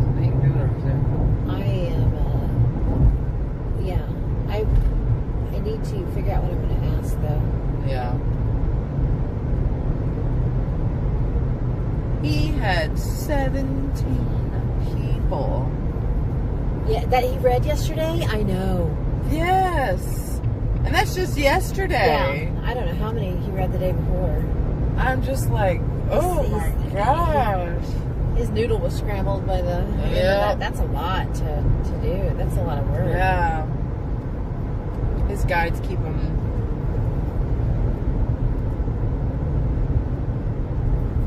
level. Thank goodness. Let's see, they're starting to cut the corn. Yep, I see it. They're cutting the corn. Cutting comb. Cutting corn, getting those corn stalks ready for Halloween. Woo. I saw where Jess had posted the cover for Nightmare on Bradley. So, won't be long. I have missed it every year. Exciting. Last year, I did not go You need because to bring your daughter up. I want to bring her up, but I don't know if she's even going to go trick-or-treating this year. Well, if she doesn't, maybe she'll just, you can talk her into just coming up with you. Just so she can see it, yeah. So I told her, I'm like, it is absolutely amazing. And there's funnel cakes. She can get a funnel cake. Oh. And if you come by the library, she can get a free book. I'll have to do it. And we give out popcorn and candy and a book at the library. Which I love that program so much. We spend all year buying books. And Friends of the Library group, they help tremendously. They fund the majority of that. Because we give away about 800 books well, I take that back. That's everybody total. We gave out about 500 books last year, I want to say. Wow. Or somewhere in that vicinity. I don't know the number off the top of my head, but it was around 500. With her having her friend group this year. Maybe you can get them all to come. Maybe. Usually every year it's me and her daddy walking the neighborhood. Yeah. Last year she cut it quits about 45 minutes in, and I'm like, dude, what the heck? You need to give Mama some candy. What are we doing? Exactly. It's not going to pay your tax. No. You got taxes to live in this house. Candy tax for sure, man. But we'll see what she does this year. I asked her if she wanted to dress up this year, and she's like, I don't know yet. Oh. Should I change it to Bucky's? Yeah. So we can at least see how many hours we got before we get to Bucky's. I know. That's what I was thinking.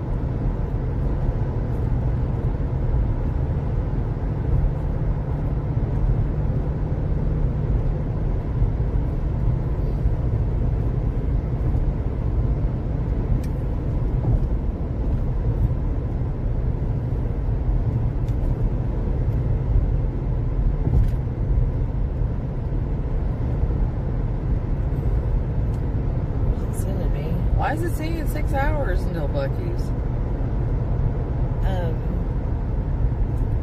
I think, if I remember right, it was spelled weird for... B-U-C-C-E. I know, but for Springfield. Here, let me do it by voice. Bucky's, Springfield, Missouri. I said Becky.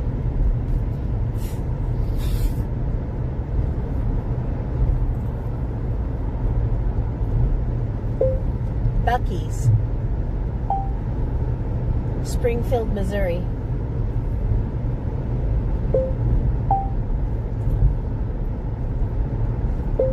Springfield, Missouri.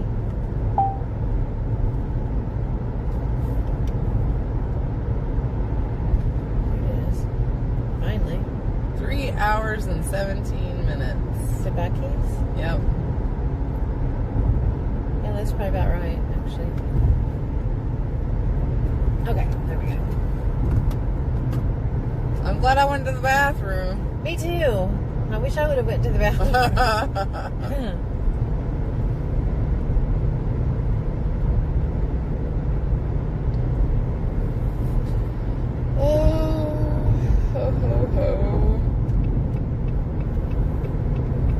Extra Bloomfield. Well, you know what? If you don't mind the bing, ding, ding, I'm going to reach back there and grab that book. I don't care.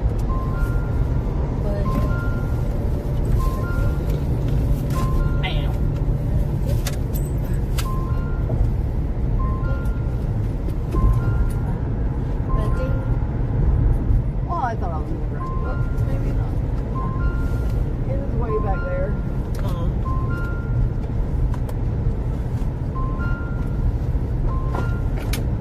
Oh, trying to hit you with your crutch. Slam me in the head.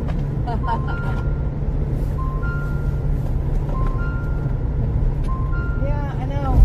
I'm not. Damn it. I'm not in my seat. My apologies. We're in Dexter. We're in Dexter? Yep. Oh, it's way back there. Do we pull over so you can get it? Yeah. That way we can stay occupied. That'll work. Let me find somewhere to... Maybe I can stop to the bathroom since we've got 3 hours. Yep. That sounds like a banner idea. Maybe we should get gas while we're at it. You can do that too. I'll get Okay, gas just this wait. time. See how far we're at. 225 miles. Yeah, we definitely probably need to get it before Bucky's. Yeah, because it's only 10 miles. Yeah.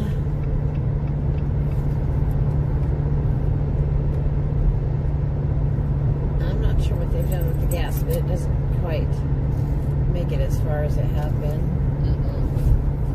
Ethanol in it. Gas next right. There's a Roads and a 66. That'll work.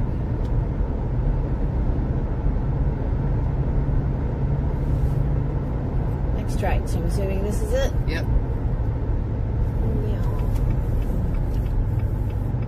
Oh, shit. Oh, it's a sharp one. It surprised me.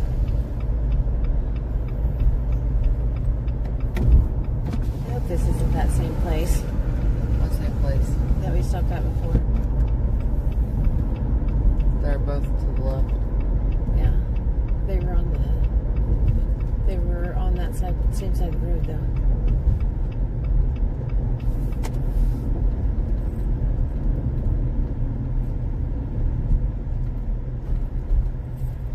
You got it this way. It's pretty that way. Yeah, it is.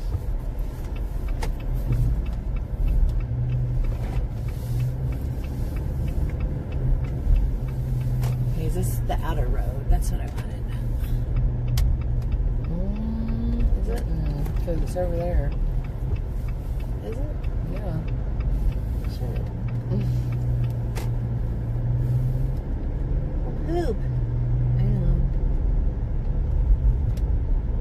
I was thinking I was seeing him over here.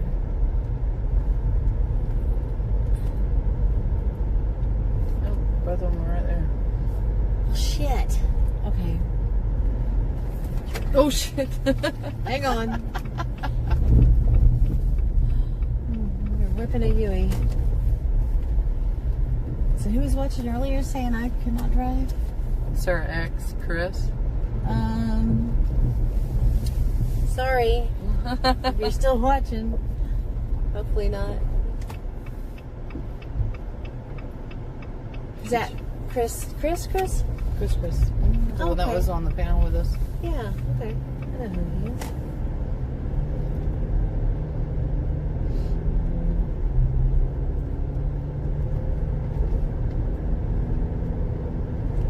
Yum. No, this is a drop off. It's a big drop off.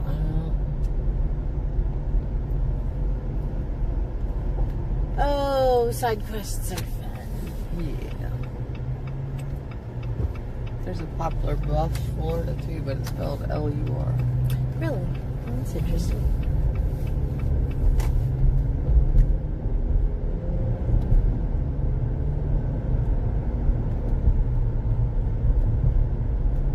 Mercy Hospital. Mercy, mercy. There's 66 right there. Yay. Should be $4 a gallon. It is.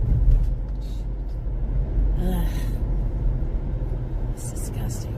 It's so disgusting. This is a little convenience store. It is. As long as they have a bathroom, that's all I care about.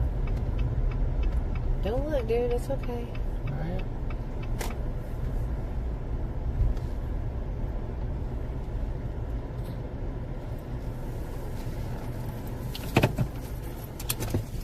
Okay. Finally, bitches. See one.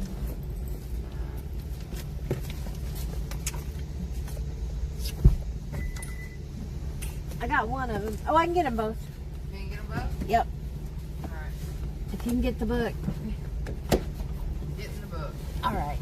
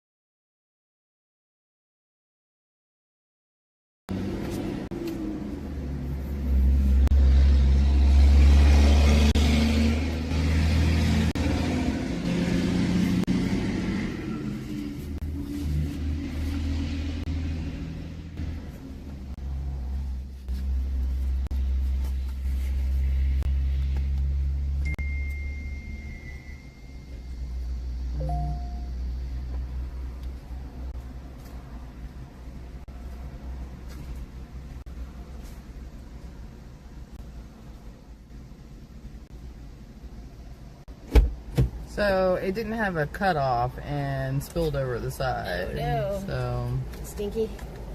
yeah, it doesn't smell like the gas I used to love so much. It's got Do you remember shit now. back in the day when gas smelled really good? Now it Doesn't smell smells like like that no more. Mm-mm.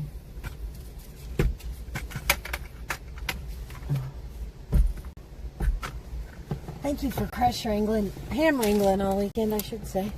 For what? Ham wrangling. Ham wrangling. Ham. Oh, wrangling. ham wrangling? Ham wrangling. Of course. Not as bad as it used to be. Is it? I have to say, the wheelchair was worse. Wheelchair was way worse, man. Yep. There's no way we could have fit everything in a wheelchair in here. No.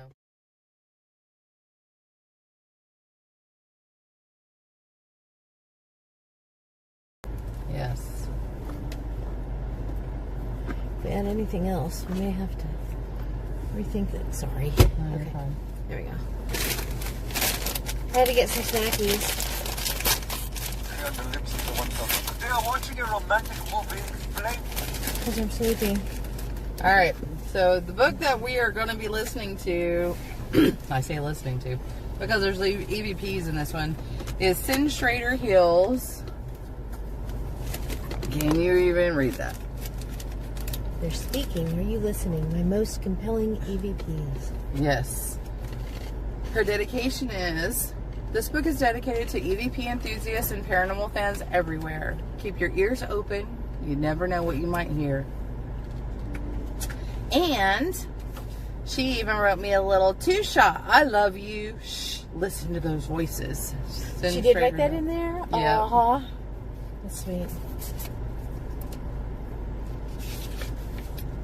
Her acknowledgments are, Heavenly Father, words are not enough to thank you for the many blessings in my life. My family, my husband Greg, who supports my dreams, thank you for allowing me to find myself on the pages of this book. My mom, thank you for tirelessly letting me bounce ideas off you and proofreading some of my roughest drafts. My sister Susan, thank you for telling me about your dreams and for helping me with my introduction. My nephew Wyatt, thank you for being the best helper possible during my book signings. My cousin Jeannie Rose Walter, thank you for sharing your stories and introducing me to my first ghost hunting team. Mark Elliott Fultz, my most talented and creative friend who continues to shed light on these strange occurrences and helps me navigate the murky waters of the paranormal. Thank you for giving me the push I needed to write this book. Your cover art and illustrations are beyond compare, and I can never thank you enough for them. EVP members, friends, and ghost hunting peers. Sean Rader, EVP co-founder, my favorite shadow chaser. Thank you for all you do. You're irreplaceable. Walter Marler, EVP teammate, and my favorite hippie. Thank you for including me in Elite. You are a rock star. Matthew Yeager, my fellow Crossroads explorer and ghost whisperer. Thank you for agreeing to sit in the dark with me more than once. Jamie Tipton, owner of Old Fayetteville Hospital. Thank you for your trust and friendship. Dwayne Patterson, founder of Murray County Paranormal Investigations. Thank you for your input on capturing EVPs and making the process a bit easier. Adam Rutledge, thank you for letting me be a part of your historic Fayetteville Ghost Walk.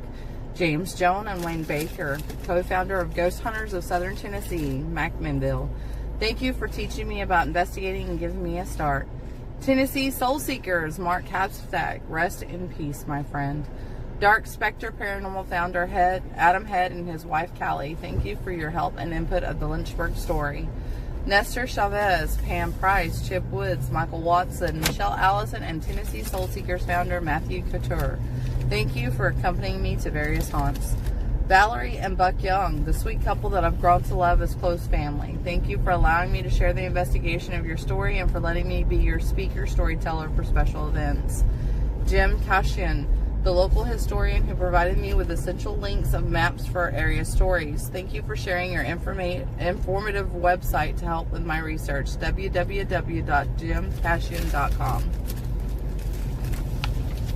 A special shout out to those that have had their names changed to protect their privacy. Larry, Charlie, and Mary, Old Hometown Business.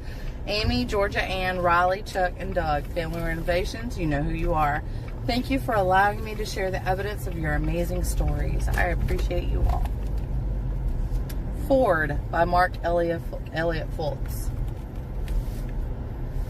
I like a good ghost story, don't you? In my youth, I enjoyed ghost stories, and that curiosity evolved into ghost hunting and going into search of the spirits behind those stories. Now, 47 years later, here I sit writing this forward for my dear friend Sin. We met several years ago during one of my last paranormal investigations for a group with whom I was working, and we hit it off. What strikes me about Sin is her seriousness, professionalism, and intent during her ghost hunts, and her ability to differentiate between what is and isn't an EVP. Believe me, I have listened to many supposed EVPs where people projected their thoughts of what they wanted that EVP to be, but it just wasn't so. If Sin is putting it into her book, you can bet it is a solid one. I have read the book and enjoyed it. Nothing is more intriguing in the psychic realm than to experience the voice of the deceased. It can be thrilling, disturbing, and downright frightening sometimes. But it's something we search for, that voice somewhere out there in the fog of consciousness. It's one thing for a ghost to reach out. It's another for it to speak out. During the Victorian era, back in the day of the spiritualists, they believed in direct voice phenomena.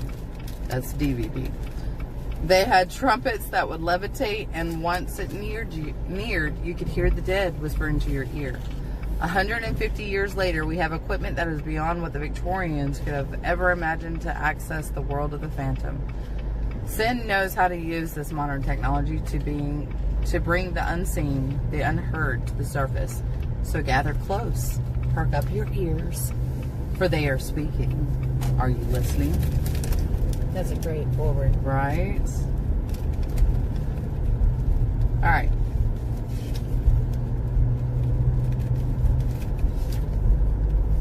Do you want me to read these to you, and once we get to the EVPs, listen to it, or do you want me to just play the EVPs? Read the first one. Let's see how it goes. Okay.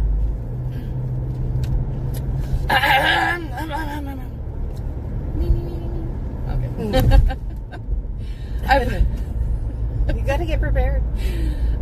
I believe many of us are born sensitive or nor empathetic. Empathic. It's empathetic. I also think we are open to much more in our early years than we are as we grow older. We are told and taught by family, friends, and society that what is acceptable and what is not. We learn what we can and cannot talk about or how to behave in most circumstances, regardless of how we might feel inside. Our openness includes how we see people, objects, and actions as children. But as we get stunted by society's boundaries and expectations, we learn to hide our abilities because we're told it's all in our mind. We didn't really have an imaginary friend. After a while, we don't see or hear certain friends, tending to believe we have imagined something. The mind is our most powerful aspect of ourselves. I've always felt watched since I was very young, especially when I'm alone, and nighttime was the worst. I was quite scared of the dark growing up, and always quickened my step to get to a place where I could turn on a light. I expected something to grab my arm or ankle at any given moment. It never did. Even when my room was lit by the sun through the windows or the overhead light, I had to turn every doll and stuffed animal around because their eyes were watching me, especially when I changed clothes. Skeptics will laugh, but there are a few of you out there that understand the feeling I'm talking about. A weird, creepy sensation that prickles the skin. Yep. Growing up, my dreams were vivid. Wait. Yep, that's it. All right. Growing up, my dreams were vivid and sometimes scary enough to wake me up. They still are.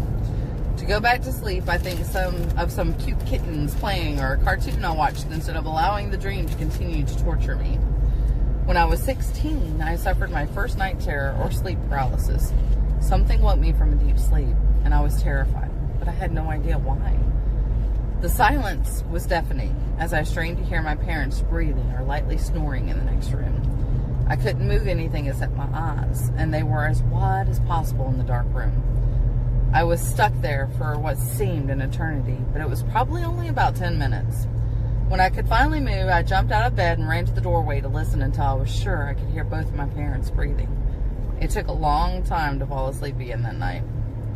Alone in a place I never thought I'd be. Time runs faster and farther than I can catch. Out of breath, out of dreams, except the nightmares that haunt my soul. To each his own, my own is not mine. Nowhere to go, no place to hide. Nothing holds me except the nightmares. I can't breathe. Talking to Ghosts. This is a book that almost wasn't. I flip-flopped so many times due to the controversial subject matter. In the end, I decided what I had heard and what I had to say about it might help someone else out there who questions themselves for believing or disbelieving in the subject of electronic voice phenomena.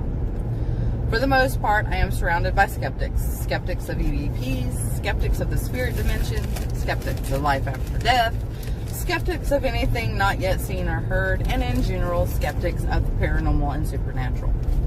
Most of my life, I have been interested in haunted houses and haunted places and the ghosts that haunt them. I've gotten to travel to some of the world's most haunted sites, and I loved every minute of exploration. I've not always been a paranormal investigator, but the desire was there. I didn't know how quite to get started. A major turning point in my life was the sudden, unexpected death of my dad when he was only 68 years old and 5 days before his birthday. I'll never forget the previous night because the things he was doing at home while I visited would make some people, his friends, and me grin at the thought. It was a cold September evening on the 26th, and Dad had already made sure the heat lamp was working on the enclosed back porch so that the big dogs, Chow Chow's Bear, and Ching, and Sharpei, Duke, could stay warm. He had also set a humane trap in the carport in hopes that he could trap the possum eating all the cat food and terrorizing the stray cats being fed there. One of the last things he did that night before he went in to watch the news was to help me load a large doghouse into the back of my Jeep to carry to my house for a stray hound that I had started feeding. The strangest thing that night happened when I was saying goodnight to him with a hug and a kiss on the cheek. He told me he loved me.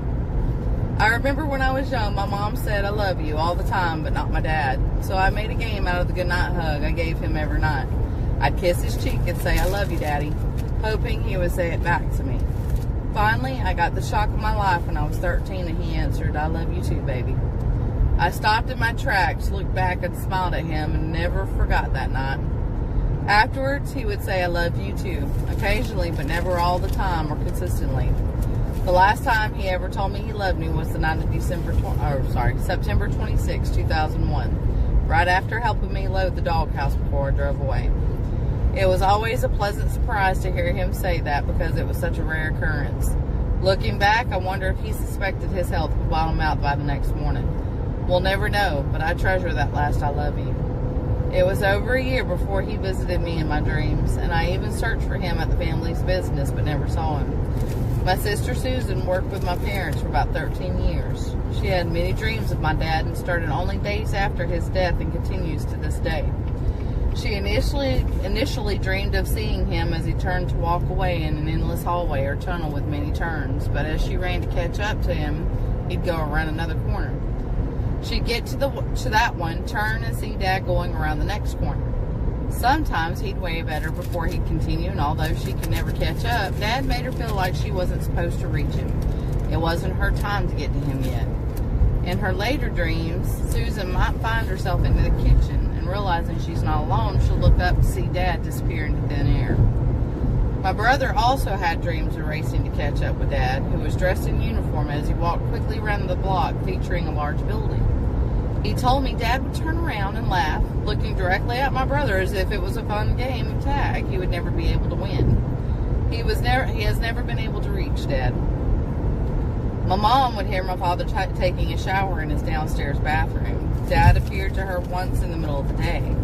He was about to go through the hallway door, but he had stopped to look down at the grandson, Wyatt. He never got to meet him live. Mom said his hand was on the doorknob as he glanced down and smiled at that little boy, then looked over at Mom seated across the room before he disappeared in thin air. Mom had said she had been afraid to blink, and she was almost definitely not asleep at the time, but watching cartoons with my nephew. Wyatt never noticed anyone else in the room, so Dad only appeared to Mom. One of the strangest, coolest things about my nephew is that his baby picture and my dad's could pass as twins. Wyatt was born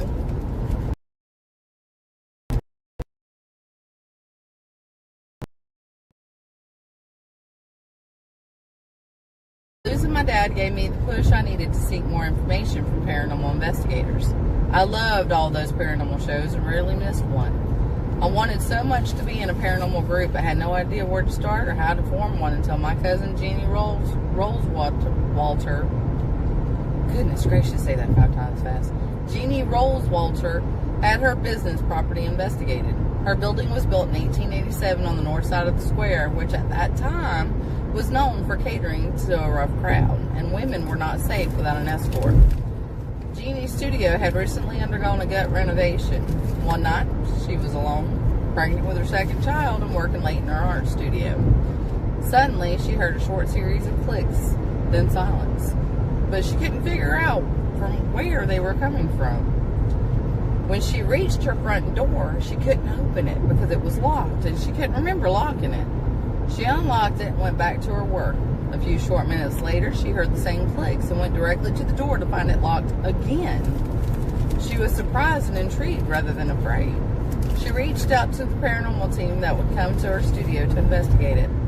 They found evidence that a fatherly figure had locked the door to protect her, and especially since she was alone at night and very pregnant in a dangerous part of town. A sweet little old man reaching through dimensions to let Jeannie know she should be more careful. I reached out to the same group, Ghost Hunters of Southern Tennessee, Ghost, out of McMinnville, to come and investigate the now closed family business. Mom strictly forbade them visiting the house, which I completely understood. Opening doors into a paranormal should never be taken lightly. It's not a game, and no one should try it out for fun just because there's nothing else to do in a sleepy little town on a slow Saturday night. Investigating a possible haunting can stir things up more. Studying possible hauntings, or studying an otherwise quiet, mostly uneventful home can turn the unassuming property into an active hotspot of activity. Good or bad, you never know what you're going to get. When the group arrived at my family's old store, the co-founders, James Jones and Wayne Baker, asked me to be the trigger object. So I asked questions and generally just talked out loud to Dad while they recorded and filmed me. During one point of their investigation, I had a sudden cold air wrap around my shoulders and arms, and I asked if that was Dad hugging me, but I didn't get an answer. My husband stayed in the background and just watched while I talked to thin air that hopefully held Dad, though I couldn't see him. After about an hour, the team decided to take a short break. Nestor Chavez and another team member sat down to check their cameras while the co-founders and one other person walked outside for a few minutes, possibly to discuss the property without me hearing them. I was standing about 10 feet away from the two inside, talking to my husband, when suddenly there was a strange sound. Clink. Then something slid across the tile floor. All 4 of us inside heard it, and when we looked, we found a rather flat rock about 1 inch by 2 inches where the skidding sound had stopped. How it came to be inside the old store, I'll never know. My husband picked up the rock to see if he could replicate the sound. When he threw it, it made the same clink sound that skittered across the floor, and the same as the sliding earlier. It was as if whoever was there didn't want us to take a break. When the other 3 came back inside and listened to what had just happened, they immediately got back to work.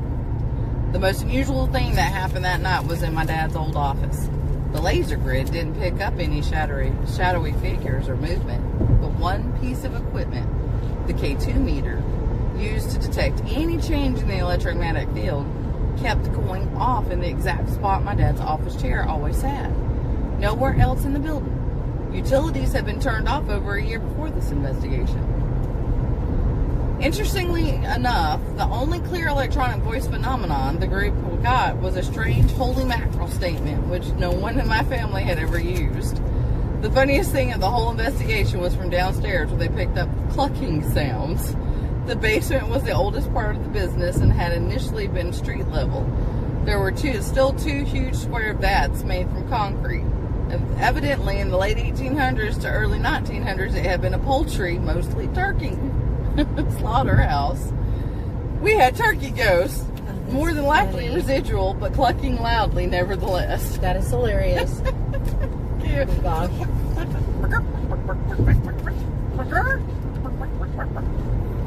Oh my goodness. The turkeys would be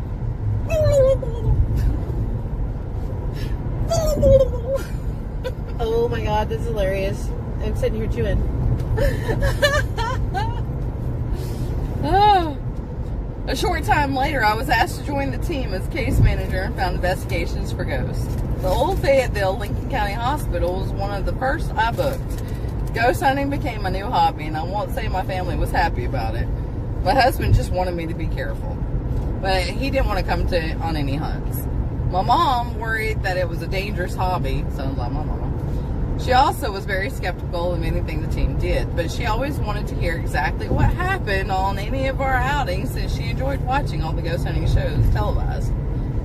In 2013, I got my first electronic voice phenomenon during a hot July afternoon at the old hospital. Hearing the spirit's words for the first time was shocking and exciting, and beyond anything I'd ever experienced before. Listening to the so far uneventful reporting of our previous ghost hunt, I wasn't quite prepared for the sudden perfectly enunciated whisper, "Get out." I gasped, nearly sending my paperwork into the floor as a chill sped straight up my spine and my eyes about popped out of my head.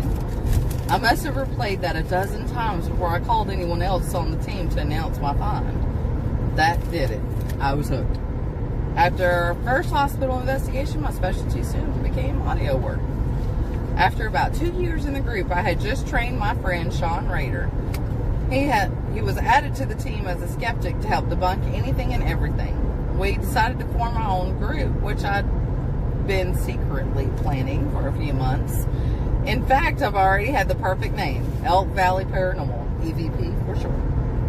I love investigating and have gotten to reassure a few people through audio clips that their loved ones were occasionally near them. During my investigations, I've learned spirits, like us, have different personalities, and some can be quite funny with their answers. The most meaningful experiences I've encountered happen electronically, via text message or email, calming people who are terrified by occurrences in their homes. It's easier for them to reach out without having to answer questions on the phone or staring into someone's eyes. I've offered prayers and answered as many questions as the person has until they feel at least a bit more at ease and in control of their environment. God blesses me with words when I need them. Finding the voices. Here we go. Finding the voices. Electronic phenomenon is typically written by the abbreviation EVP, and simply means sounds recorded that are thought by many paranormal investigators to be spirit voices. These messages are usually found upon evidence review and not heard in real time during an investigation. EVPs have been discovered on answering machines and cell phones, as well as recorders many of us use in the ghost hunting. Know this: skeptics do not believe the sounds are from the spirit realm. Most of them think EVPs are only imagined by investigators, a term called pareidolia, a psychological phenomenon in which your mind interprets a sound or visual pattern to have significant meaning from something vague or random. The skeptics can cry BS to any of my findings. I'll still stand behind what I've uncovered, even though I am still learning in this field. Spirits have been found to speak outside of our normal hearing range. To find these ghostly words, normal background noise or white noise, air, heating units, etc., of a location picked up during a recording may need to be filtered out using one of the programs widely available. I use Audacity. It's a fairly easy to learn program. I've found that spirits can manipulate our everyday sounds, such as footsteps, opening doors, or even crumpling a piece of paper into words. I sometimes use the reverse filter during audio work. The entities can manipulate their speaking words so that when you hear an isolated sentence, there may be another in reverse. I've also found that spirits can speak words forward and backward at the same time. The EVPs that can be reversed tend to have an extra syllable or two that is not needed to make sense in the normal sentence. The backward sentences tend to be a bit more ominous and shocking. It seems to me this trend to be what the spirits are saying about us rather than to us. I found an excellent and informative article on www.ghostresearch.org by Nicole Strickland entitled An Introduction to EVP, Basic Information and Helpful Suggestions. Following is information from her article. Class A, an easily identifiable word or phrase heard without headphones. Everyone understands the same message and agrees on what is being said. Class B, a clearly heard word or phrase that may not be recognized by every investigator present, and headphones are not needed. Class C, headphones are needed to decipher the very soft, faint message, and the word or phrase may not be identified. Class R, a word or phrase that is understood in reverse. I never heard of the Class R. I haven't either. Of course, Class A EVPs are what paranormal enthusiasts always want, but sometimes we investigators have to settle for less obvious messages. Investigators and audio analyzers may have easier and or preferred ways for working with their investigation recordings. After listening to my investigation recording in hopes of recovering Class A's, I tend to try to find other messages. Here's my technique to pull the audio out. Using a music audio editor downloaded onto my computer, I upload audio from my digital recorder connecting directly to my computer.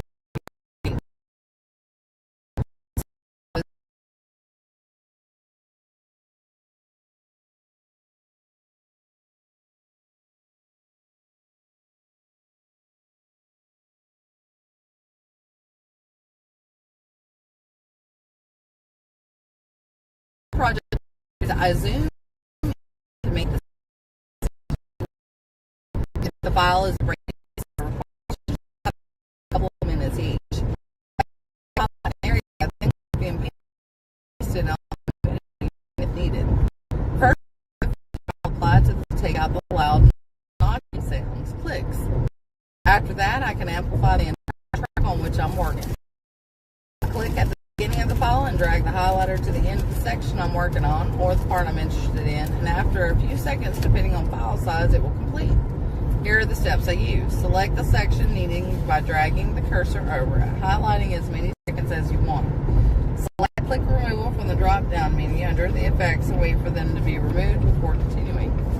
Select reduce noise from the effects drop-down menu. Find select noise removal to bring up the small window. Highlight as much of the selection as needed. Click on get noise profile in the pop-up. Then select the entire project to apply it to repeat noise removal. Allow the action to take place and finish by clicking OK. There are more effects available if needed. Amplify, speed reduction, tempo reduction, reverse, pitch control up or down, and others. Any of these steps can be repeated to uncover electronic voice phenomena. Once you figure out what the message is, save your work as a WAV file or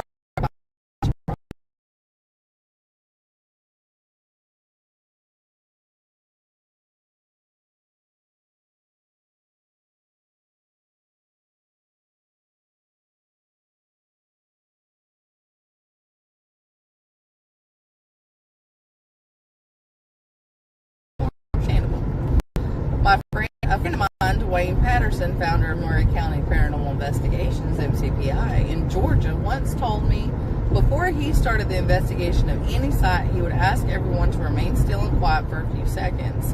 When he turned on the recorder, then, as a baseline perimeter of the location, he would say his name and have each person present announce themselves. That part of the recording would later be used to remove noise particular to the time and space. It's a well thought out technique, and I've started using it with favorable results.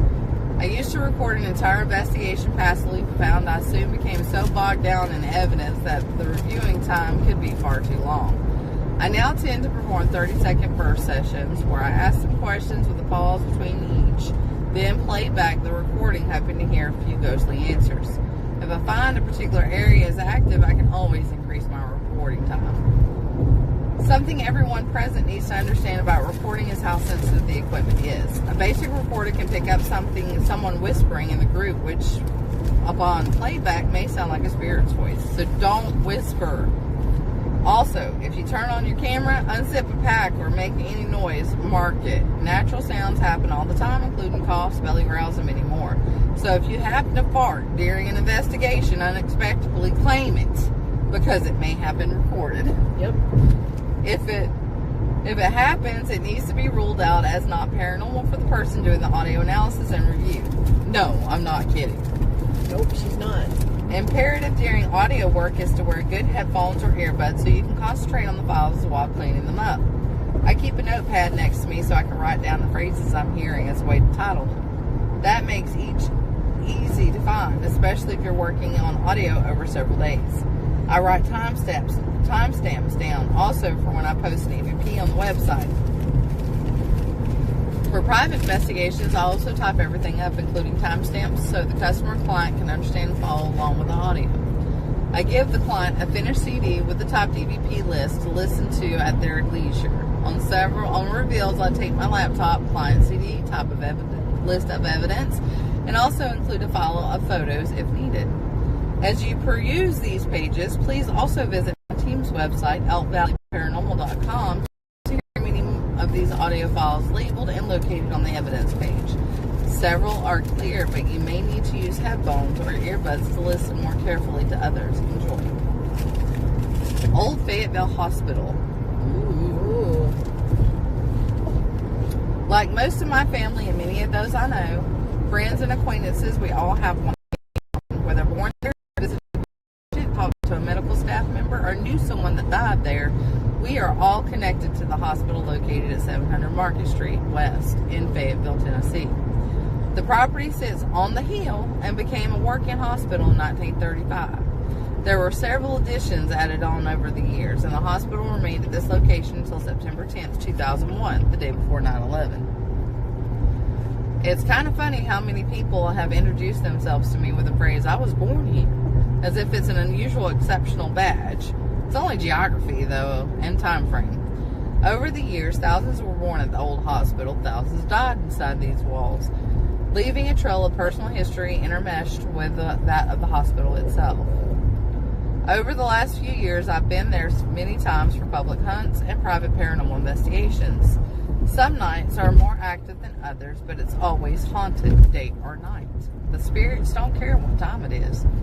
Following are a few of my favorite EVPs from the old hospital with a brief description, including date and whether it was a public or private gathering.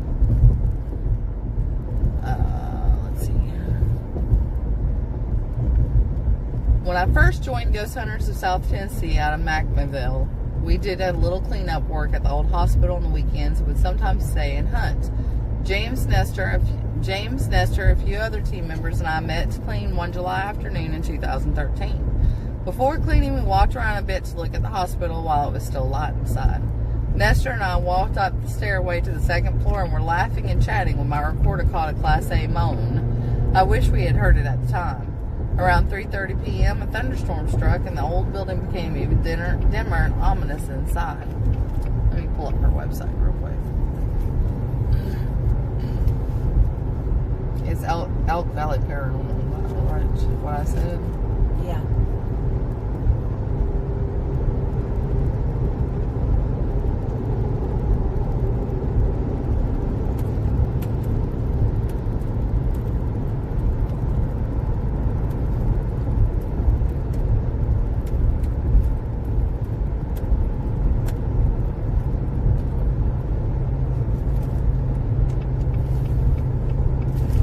Get around that truck. It had a load of logs on it.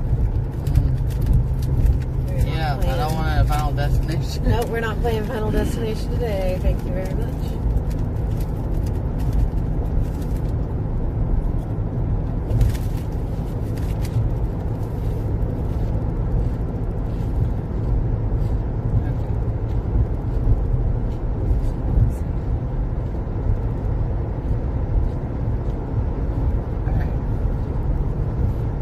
So, you could feel the energy pick up. We were all on the ground floor cleaning, and I was in the south hallway close to the labs. We had run out of trash bags, and I started toward the front entrance when a teammate asked about if I was okay to go alone. Answering, yeah, no worries. I started walking, and as I came to an intersection, watched a shadow cross from the right side of the hallway over the wall of the nurse's station. Okay, let me rethink this. Hoping I'd not mistaken one of my teammates as the shadow, I turned to see if someone else had decided to follow me. No one had. Looking back toward where the shadow had crossed, I failed to find it again. Continuing down the long, darkened hallway as the thunder rolled outside, I could see straight out the all-glass entryway to the greatness of the pouring rain. Crossing the last intersection, I walked past the main desk, and as I neared the front doors, a loud, long, drawn-out moan sounded to my right. Smiling, I picked up some trash bags and set into the room. You'll have to do more than that if you want to scare me.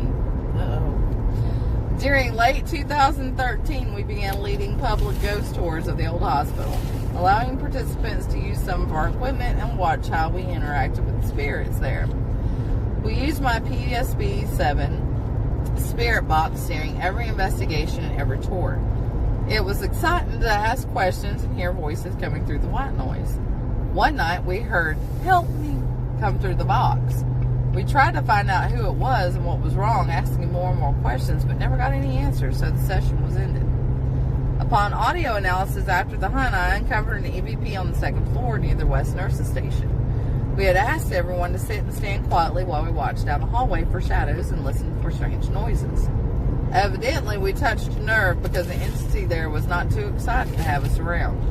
I won't back up. Hell, no, I won't. Let's see. This is the get out. Let's see. This is the moan.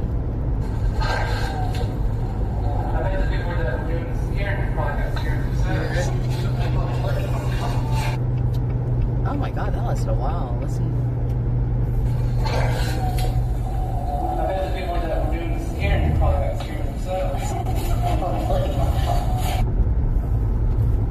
Did you hear it? It was like, Okay. And at the end it was, Huh. So it was like going through the whole time they were talking. Oh, okay. I was looking for something like. I bet the people that were doing the scaring probably got scared I hear it now. Yeah. And That is then wild. Spirit box. Sorry. Tight corners. Help me.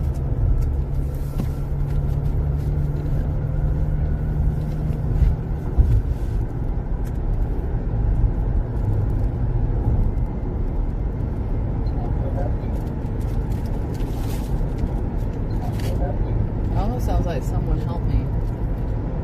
I can hear it. Oh, it does sound like someone helped me. And then this one, I won't back up. Oh no, I won't.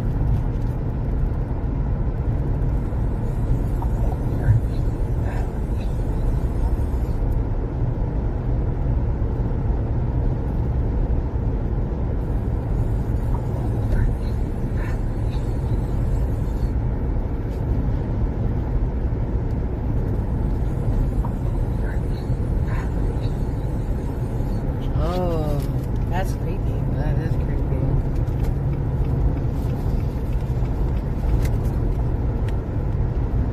Alright. Well, I think I must have blew your fuse.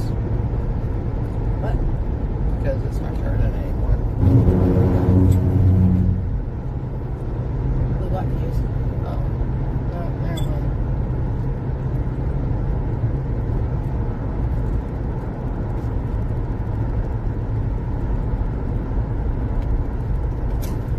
May have to turn you guys off and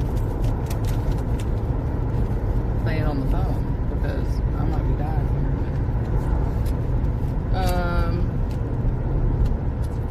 here. We usually conducted a spirit box session in the recovery room on the second floor near the operating suite. While leading one such session there during a late 2013 public investigation, the EVP I received upon analysis was a respectful "Thank you for letting us speak." Oh, wow.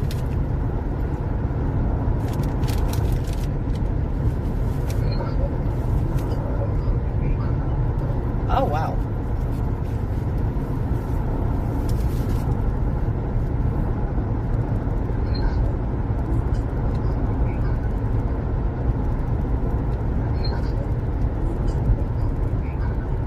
I can hear that. Might have to have some hearing aids.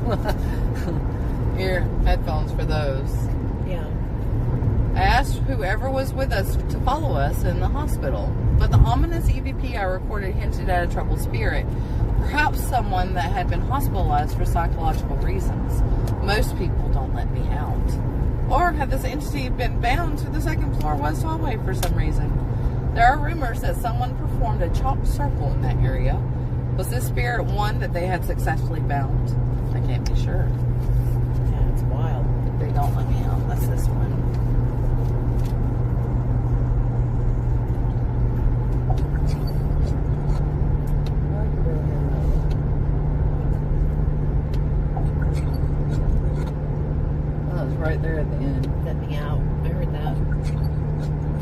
Why don't you let me out?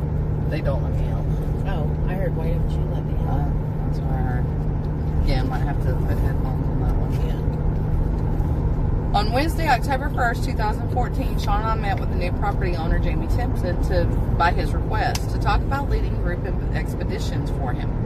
We discussed the tours and how he wanted us to be his home team. Then he led us through the entire hospital to show us his cleanup efforts. I recorded our visit, hoping to catch a few EVPs. Sean and I both audibly heard muffled singing and talking on the first floor near the old doctor's lounge, but everything was unrecognizable. Jamie laughed and said he didn't believe in that stuff, but he knew many people were interested in touring the property. I told him there were a few spirits around us, but he just shook his head and rolled his eyes. Going through the building that day. During our conversation with Jamie, a spirit asked us, "Want to play?"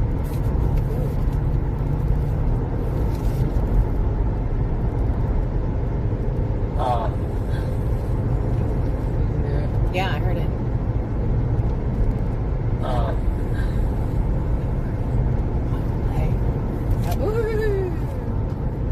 Oh no, my battery is about to die.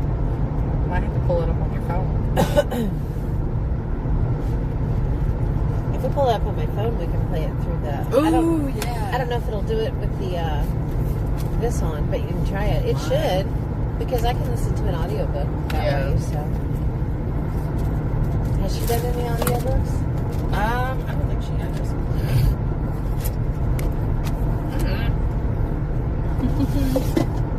I'm sorry. Hang on a minute. I'm stuck. Stuck. I'm stuck. Oh, my leg's stiff. What the hell? What the hell? What the hell? What's happening?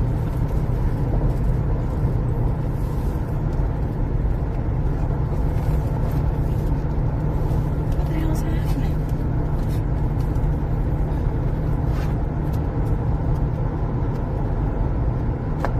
Oh, there we go. What the hell's going on?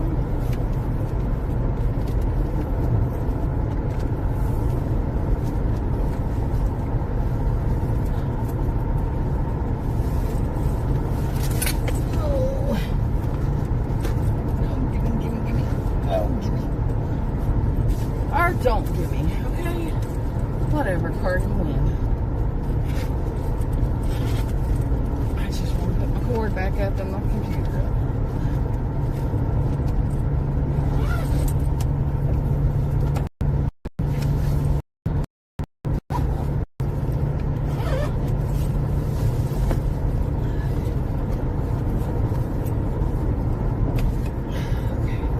Pretty hill country again. Yep.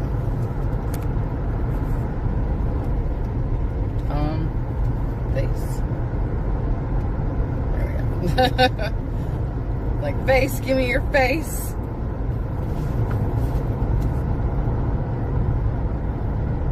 Help, Molly.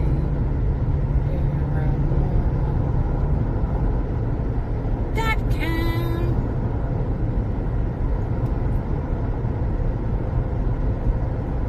Bisiki waffle, Jeff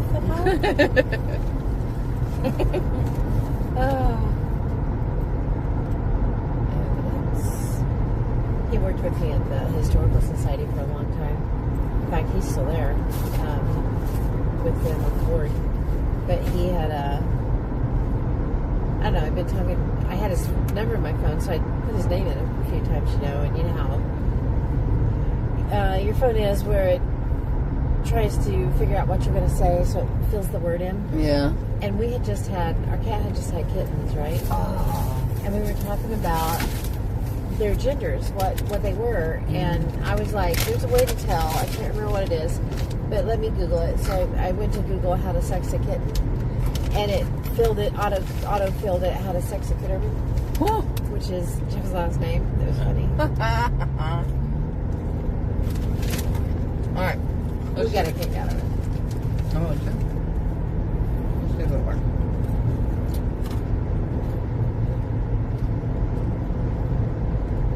All right.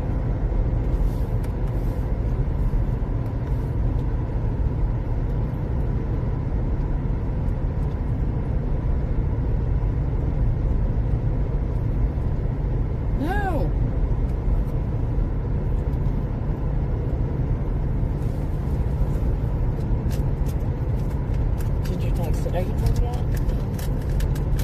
Why not?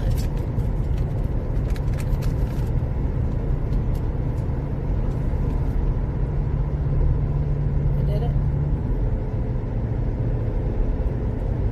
We have to change browsers.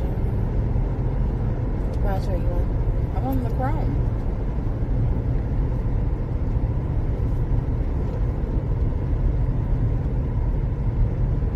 Which is weird because I had it up on Chrome on my freaking thing just fine.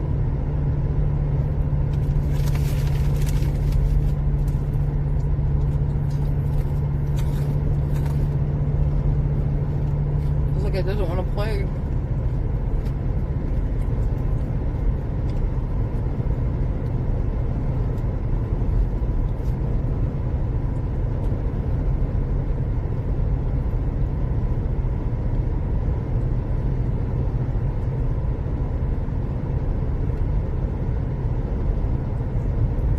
Open page in a new incognito tab.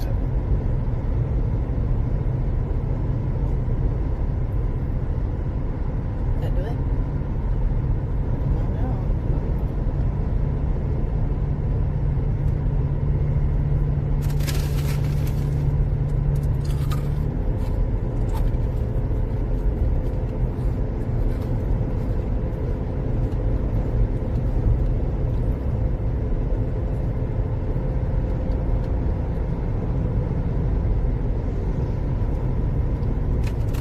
Nope.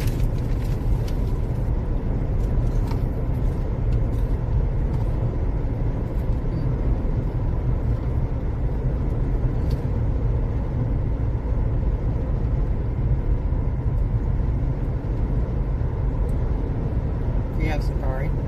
Yeah. I have Safari.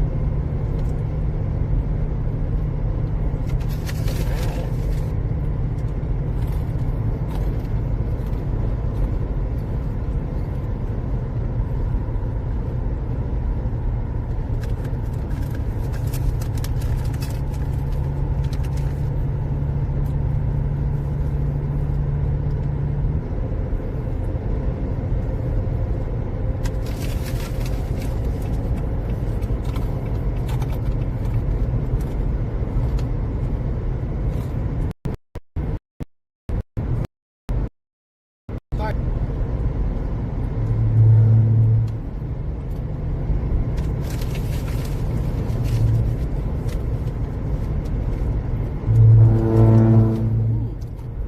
Sorry. Okay, no more. Staring at the screen, not the road.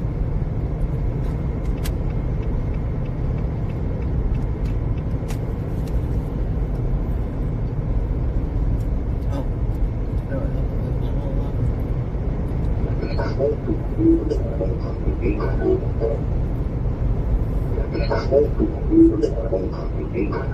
Thank you for letting us speak.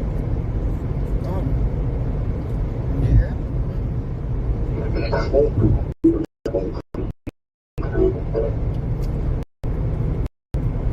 That last word sounds like there's stuff. That sounds creepy as hell. What was that one? Most people don't let me out.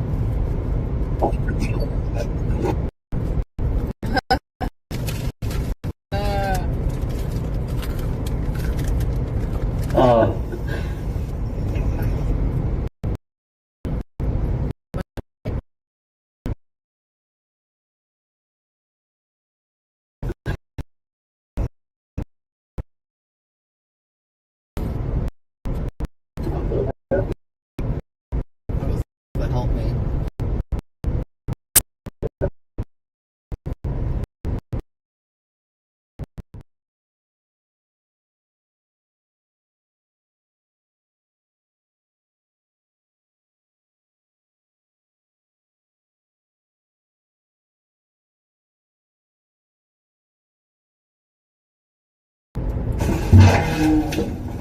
I bet the people that were doing the steering part got scared themselves. You hear the moan that time? Play it again. I bet the people that were doing the steering probably got scared themselves. weird. It was still moving while they were talking.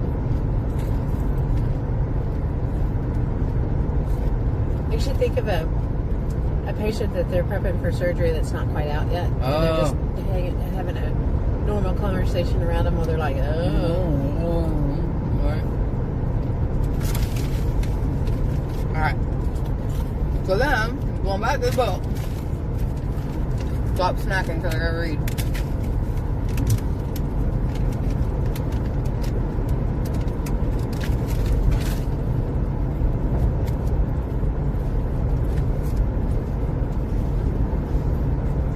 So,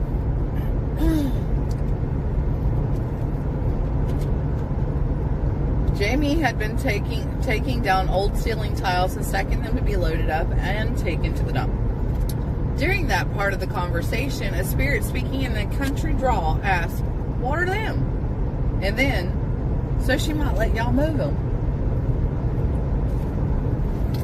So let's see. What are them?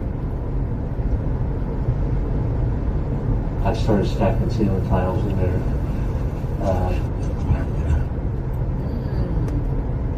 Sorry, good turn. I started stacking ceiling tiles in there. it's a good one. Yeah, it is.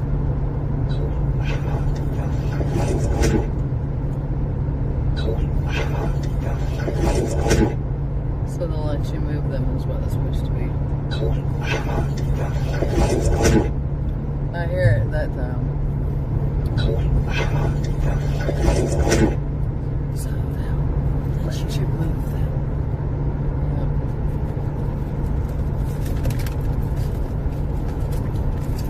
Yep. Illustration by Mark Elliott Foltz, Mary Lynn, in the maternity ward of Old Fayetteville Hospital.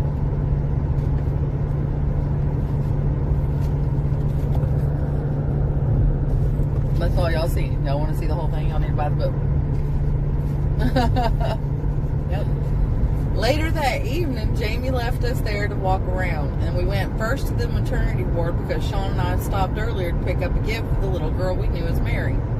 We stepped inside the viewing room, and Sean placed a small teddy bear on the back of the sink, making sure it was sitting up and stable against the backsplash. He spoke aloud, explaining to Mary how he'd bought this soft little bear just for her.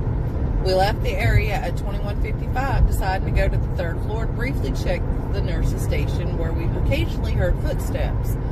I continued snapping pictures as we walked and talked. During the analyst, we received a Class A EVP, turned it down a lot, pertaining to the spirit box we had started.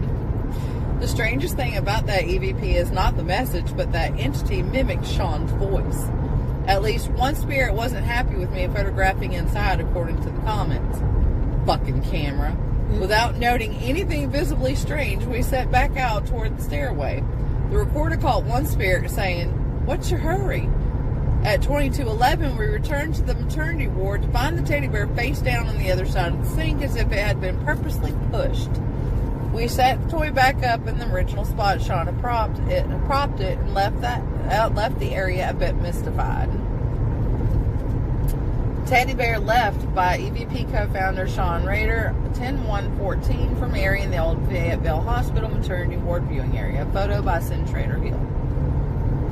So let's go to some of the sound stuff. What's up, Polar Nights? Is Pam driving? Yes, she's driving. I'm reading and driving. I'm very talented.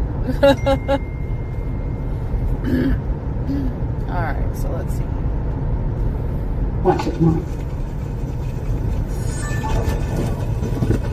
Oh. Did you hear it? Play it again. Watch it, Mom. Turn it down a lot, Melville. Yeah. That fucking camera. It's funny.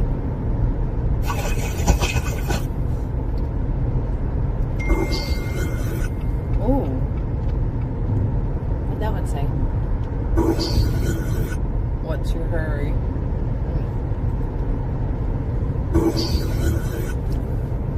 I hear it. That's creepy. That is creepy. We walked into the main trauma room just to the right of the emergency room nurses station and asked more questions. We heard 2 knocks just outside in the hallway, and Sean asked into the dark, "Can you do that again?" After a few seconds, we heard 2 more knocks and smiled. We both thanked the spirit for communicating with us, but someone was also near us as I took more photos. "Who is this?" "Leave right now." And hang on, I got the EVP. We're going to listen to it in just a second. I'm struggling. No struggling! I know. Where's that? Oh.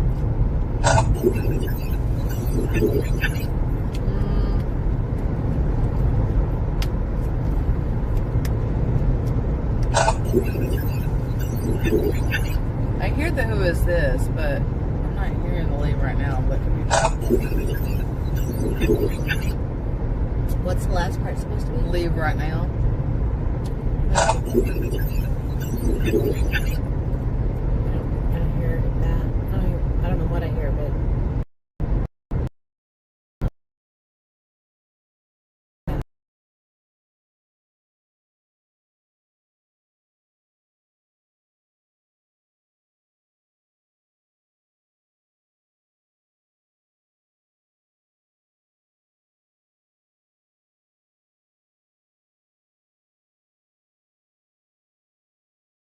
So little girl, but this time she was more emphatic. "Take it back. I don't want it. Jail. I hate. Oh. These 2 messages shocked me. We'd always heard Mary hung out in the maternity ward with one of the nurses' spirits and was friendly. This child was upset, and it didn't make any sense until I told Mom about what happened. I asked her, why would she say jail? What does that mean? I hadn't gotten the word out of my mouth when Mom exclaimed, "Oh no, she was abused." Now I was baffled. What? Mom explained, whenever a child is taken out of an abusive home in this area, the sheriff's department gives them a teddy bear for comfort. She was abused. Whoever abused her went to jail. Oh my God. Wow. I would later find out this little girl's name and have the story validated, but not for another 4 years. It happens. Wow. Oh my. All right. So let's...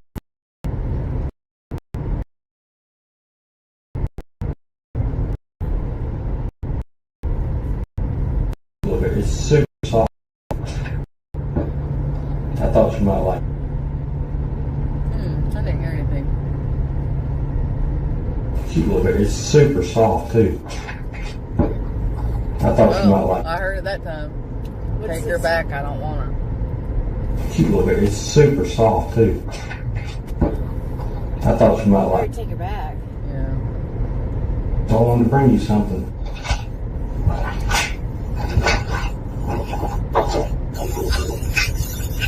Do you like it? That one I have to have headphones on.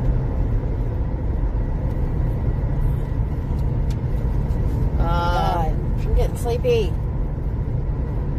Early that year, Sean and I were present at the old hospital for a couple of special events. We were introduced to people that would become close friends, Walt Marler and Marky Elliott Fultz. I was paired with Walt to lead one of the groups during the public investigation through the hospital and enjoyed learning from him. Mark, the psychic, was at another event and was at first quiet and somewhat standoffish, but not rude. I would find out later that to remain focused for any experiments, Fultz had to maintain a protective distance during his time there. He mentioned spirit names involved with the hospital, and I took note. There are 2 little girls named Mary in the old building. A former employee revealed one as being his patient that died on the 3rd floor. The one he knew of before that was the little girl that likes to stay around the maternity ward with one of the nurses. Mark gave her name as Mary Lynn and drew a picture of her. He said she bobbed and twirled through the hallways without legs and that she was slowly moving on, leaving the hospital forever. Mark named a burn man, a custodial worker, an entity he called Arthur, and another little girl, Darla, whose real name I'm withholding because she was abused. In July 2019, some of my EVPs would be validated. I began telling the teddy bear story as I've informed many groups going through the old hospital. On this particular night, we had been out with a small group of friends to eating dinner at a local restaurant. I told the story recapping Sean's narrative and the fact that he left the bear on the sink for the little girl we knew as Mary. When we came back downstairs after about 15 minutes, the bear had been moved or possibly shoved into the sink facing down. I retold the part about getting my EVPs and being confused, then having the situation explained to me by my mother. When I finished the story, a friend of mine in the group exclaimed, "I remember when that happened." The name's correct. Her uncle abused her. I immediately punched Sean and exclaimed, "See? Mark's amazing." Sean just smiled and said, "It really creeps me out that he can just know things." I called Mark within the next few days and told him what happened. He was glad to hear he had been proven correct once again. On the phone, he explained he sees many dead people and other spirits, talking about them to whoever is present at the time. After Fultz finishes the reading, he rarely hears the outcome, but this time, there was validation. I've been to many haunted locations, lots in this area, and investigated several of them, but I've never been to another building that is more haunted than an old hospital. The old mill. Let's see, what do we got? Ooh, we got quite a bit of them on this one. Close by sits an old mill that was drawn up in the late 1800s by some very prominent county residences, and construction was started the next year. Construction, Pam! Yep. Construction! Yep, that'll do it every time. Operations began just after the turn of the century and at one time employed more people than any other businesses around here. The mill was known for using children as young as 7 or 8, but photos have been published of kids as young as 4 years old helping inside the complex. Managers tended to search for widows with many children to staff the positions available. The business is closed in the late 1990s and is used today partially as a storage facility.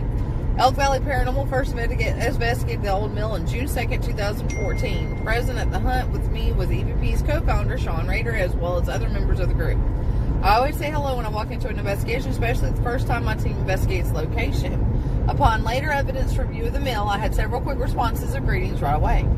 We walked through the vast property trying different techniques to determine any type of haunting. The K2 meter hit several times throughout the building, but they were usually individual blips of light on the colorful gauge strewn throughout the massive property. It's so pretty. Look at this, y'all. Look how pretty.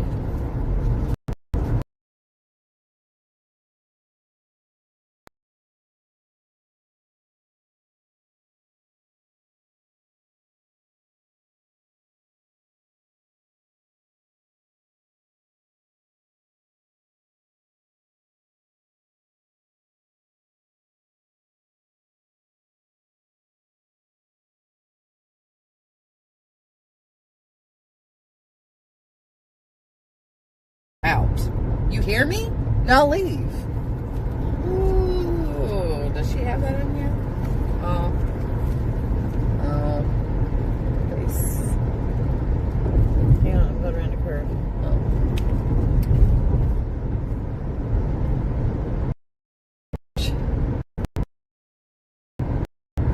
Face.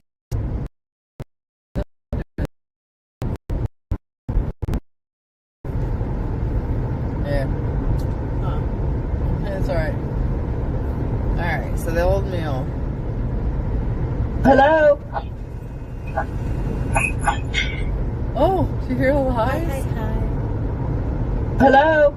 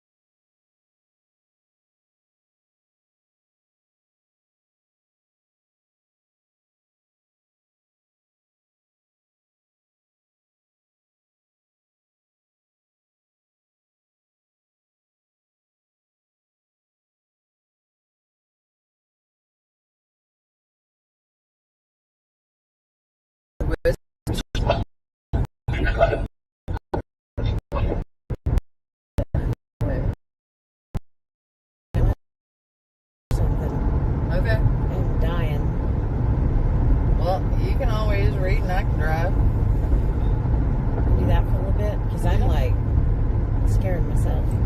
I'm sleepy. Is it my reading? Am I boring you? Not at all. It's interesting. I'm just, my head's like, I'm done. You know what I mean? Yeah. No, I like it. I like it a lot. It's very interesting. Yeah, it is.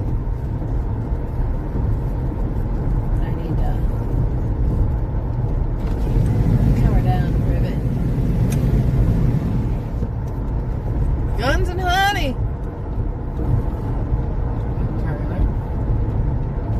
I should have.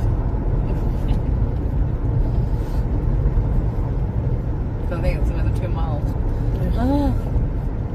Let's pull over right here. Nah, I don't want to do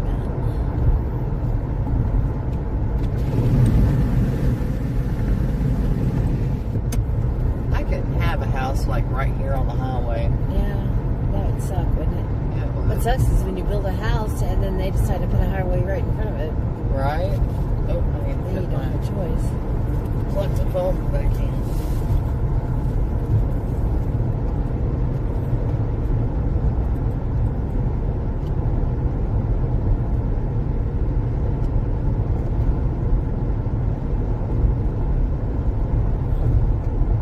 I was like, I can make it to Springfield. I can make it to Springfield. And I'm like, I cannot make it to Springfield. Still got 2 hours, and I'm just like,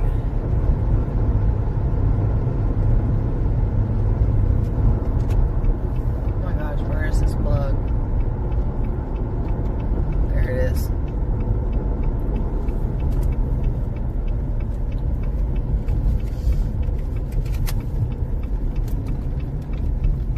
No, they sealed the forward back then. The cotton seal. Oh, really? It's like from the old mill downtown. Went up so fast and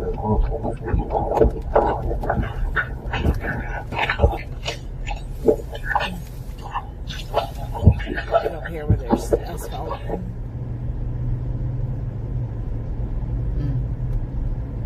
Hello?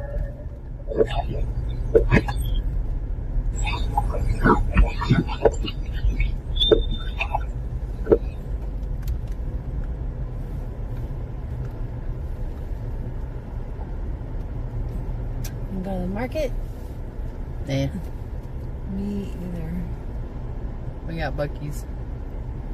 I feel like I have cotton in my head. You can have a couple of sips of that coffee.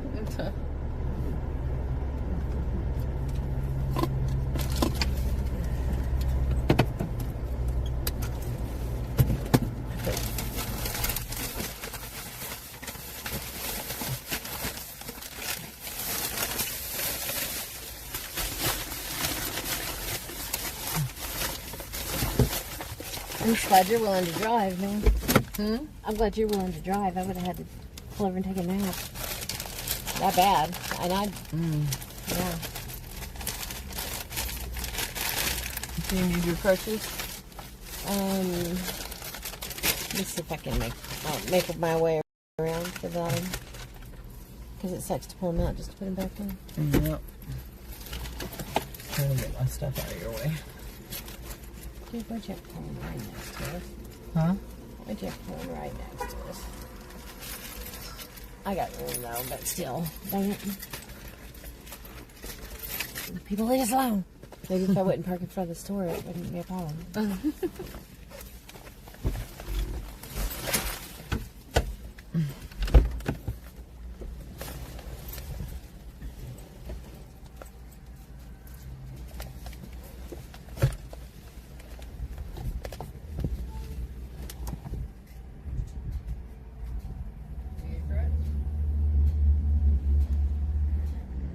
Yeah. Maybe.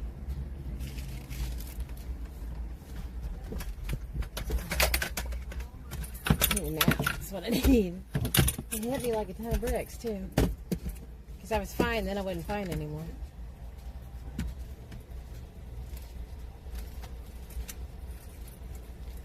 This is pretty.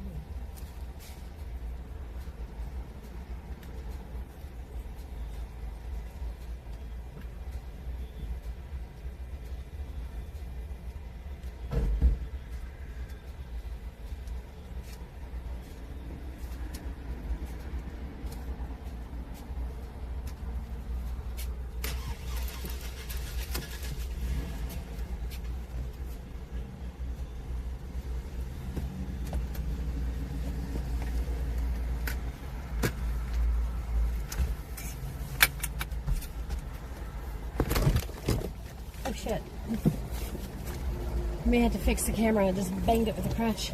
Do it. May have to redo the camera. I just caught it with a crutch. Sorry, guys. Oh, come on. There we go.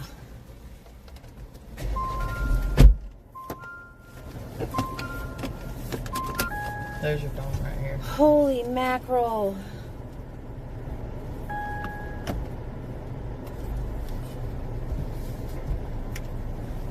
Let's see. Thank you. You're welcome.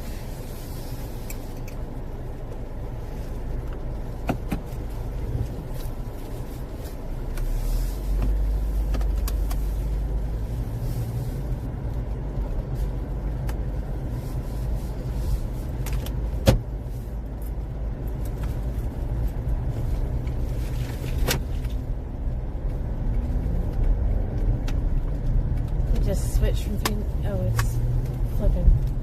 Yeah. Cash credit. The cash is 3 cents cheaper. Yeah. That little town. It's cute, isn't it? Yep.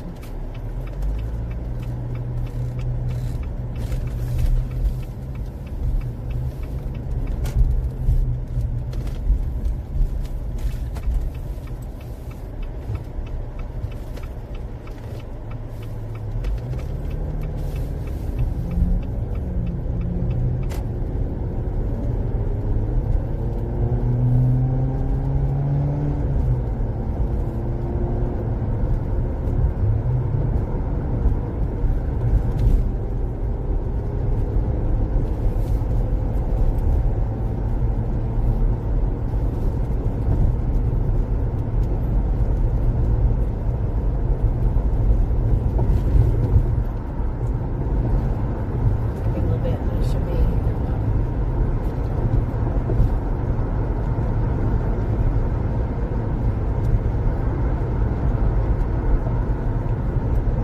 Oh shit.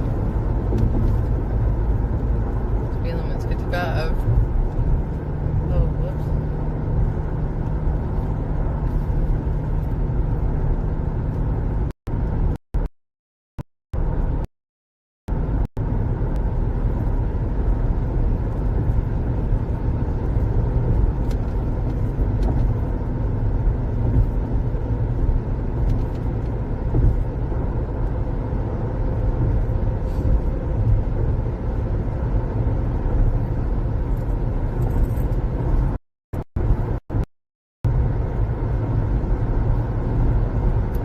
Y'all check it out.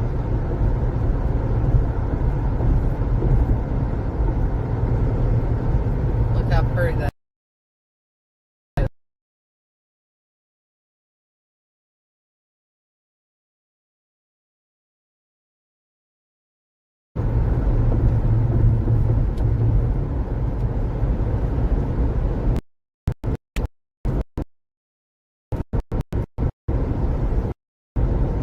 Oh, armadillo. Armadillo? Armadillo. On the side of the road.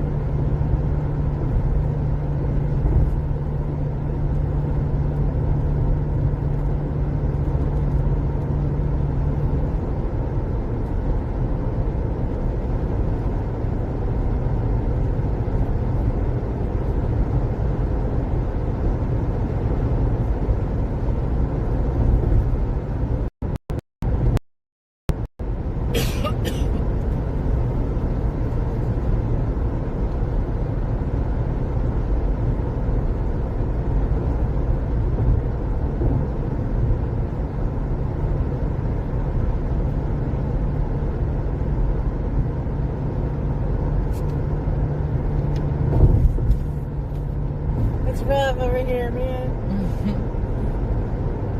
I don't know what happened. All of a sudden, it was just like boom. I may have to get coffee. I don't know.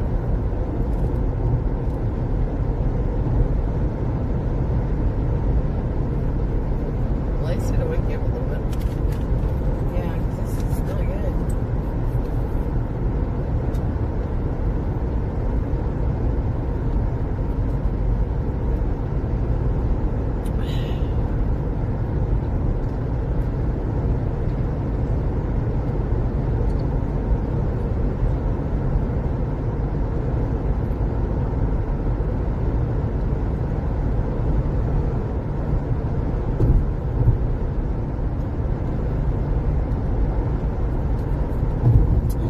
Lucky's was so far away. I know, Jesus. We're still 2 hours away from it. Shit.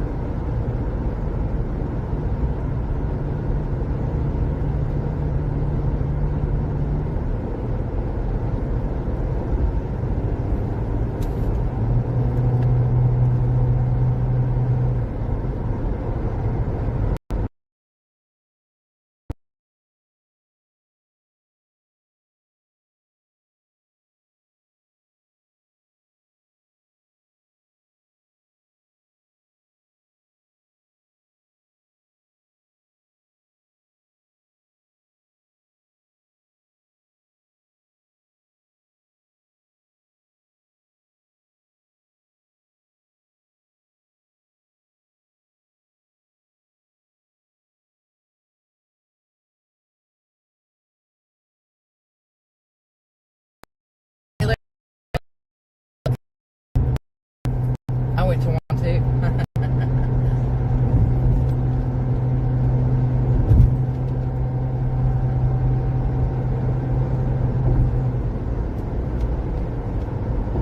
Oh gosh, that's so pretty. It is so pretty through here. I feel like I'm drunk. Right? Yeah.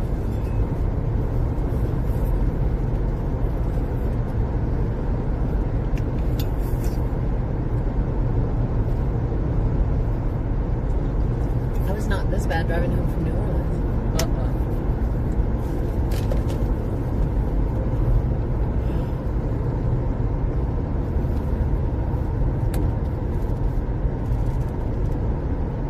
Man, you would think they'd have guardrails right here. No, it's Because that crazy. is a drop off.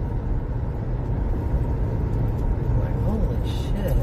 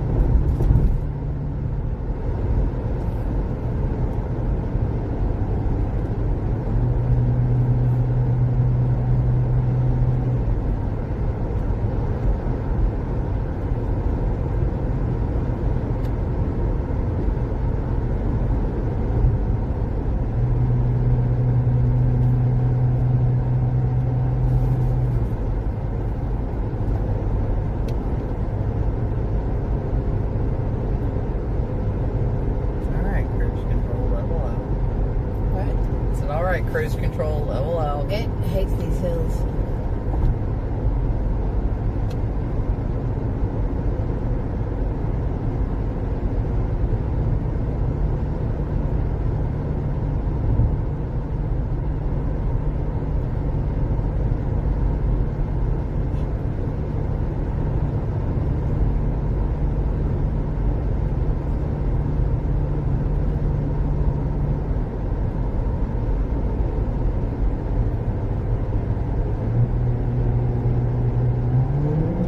Oh my god.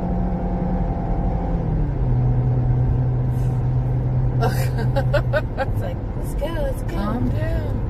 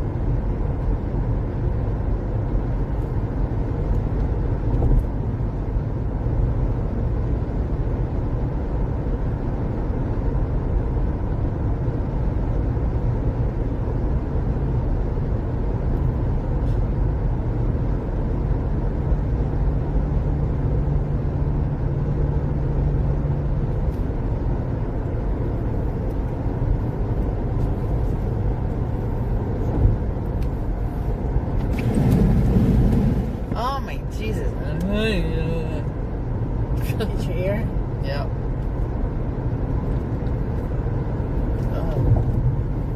This is like the road trip from Torture. Yeah. We could probably adjust some of that stuff in the back and leave that seat back somewhere.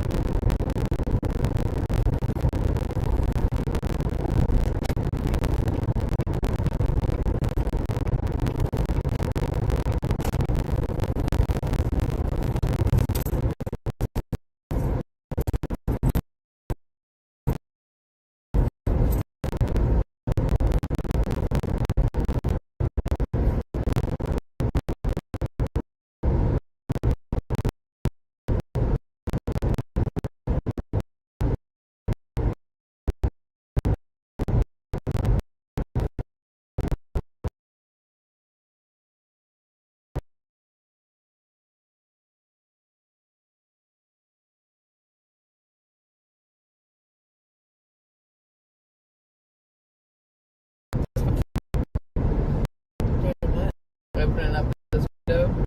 Oh, it's no biggie.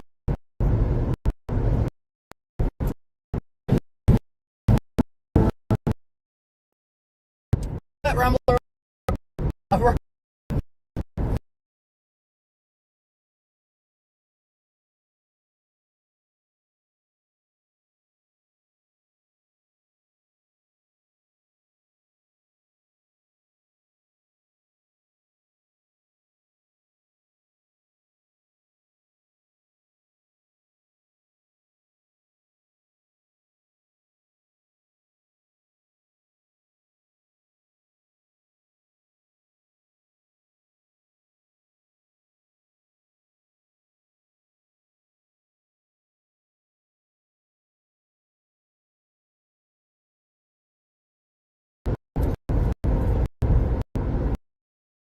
Let me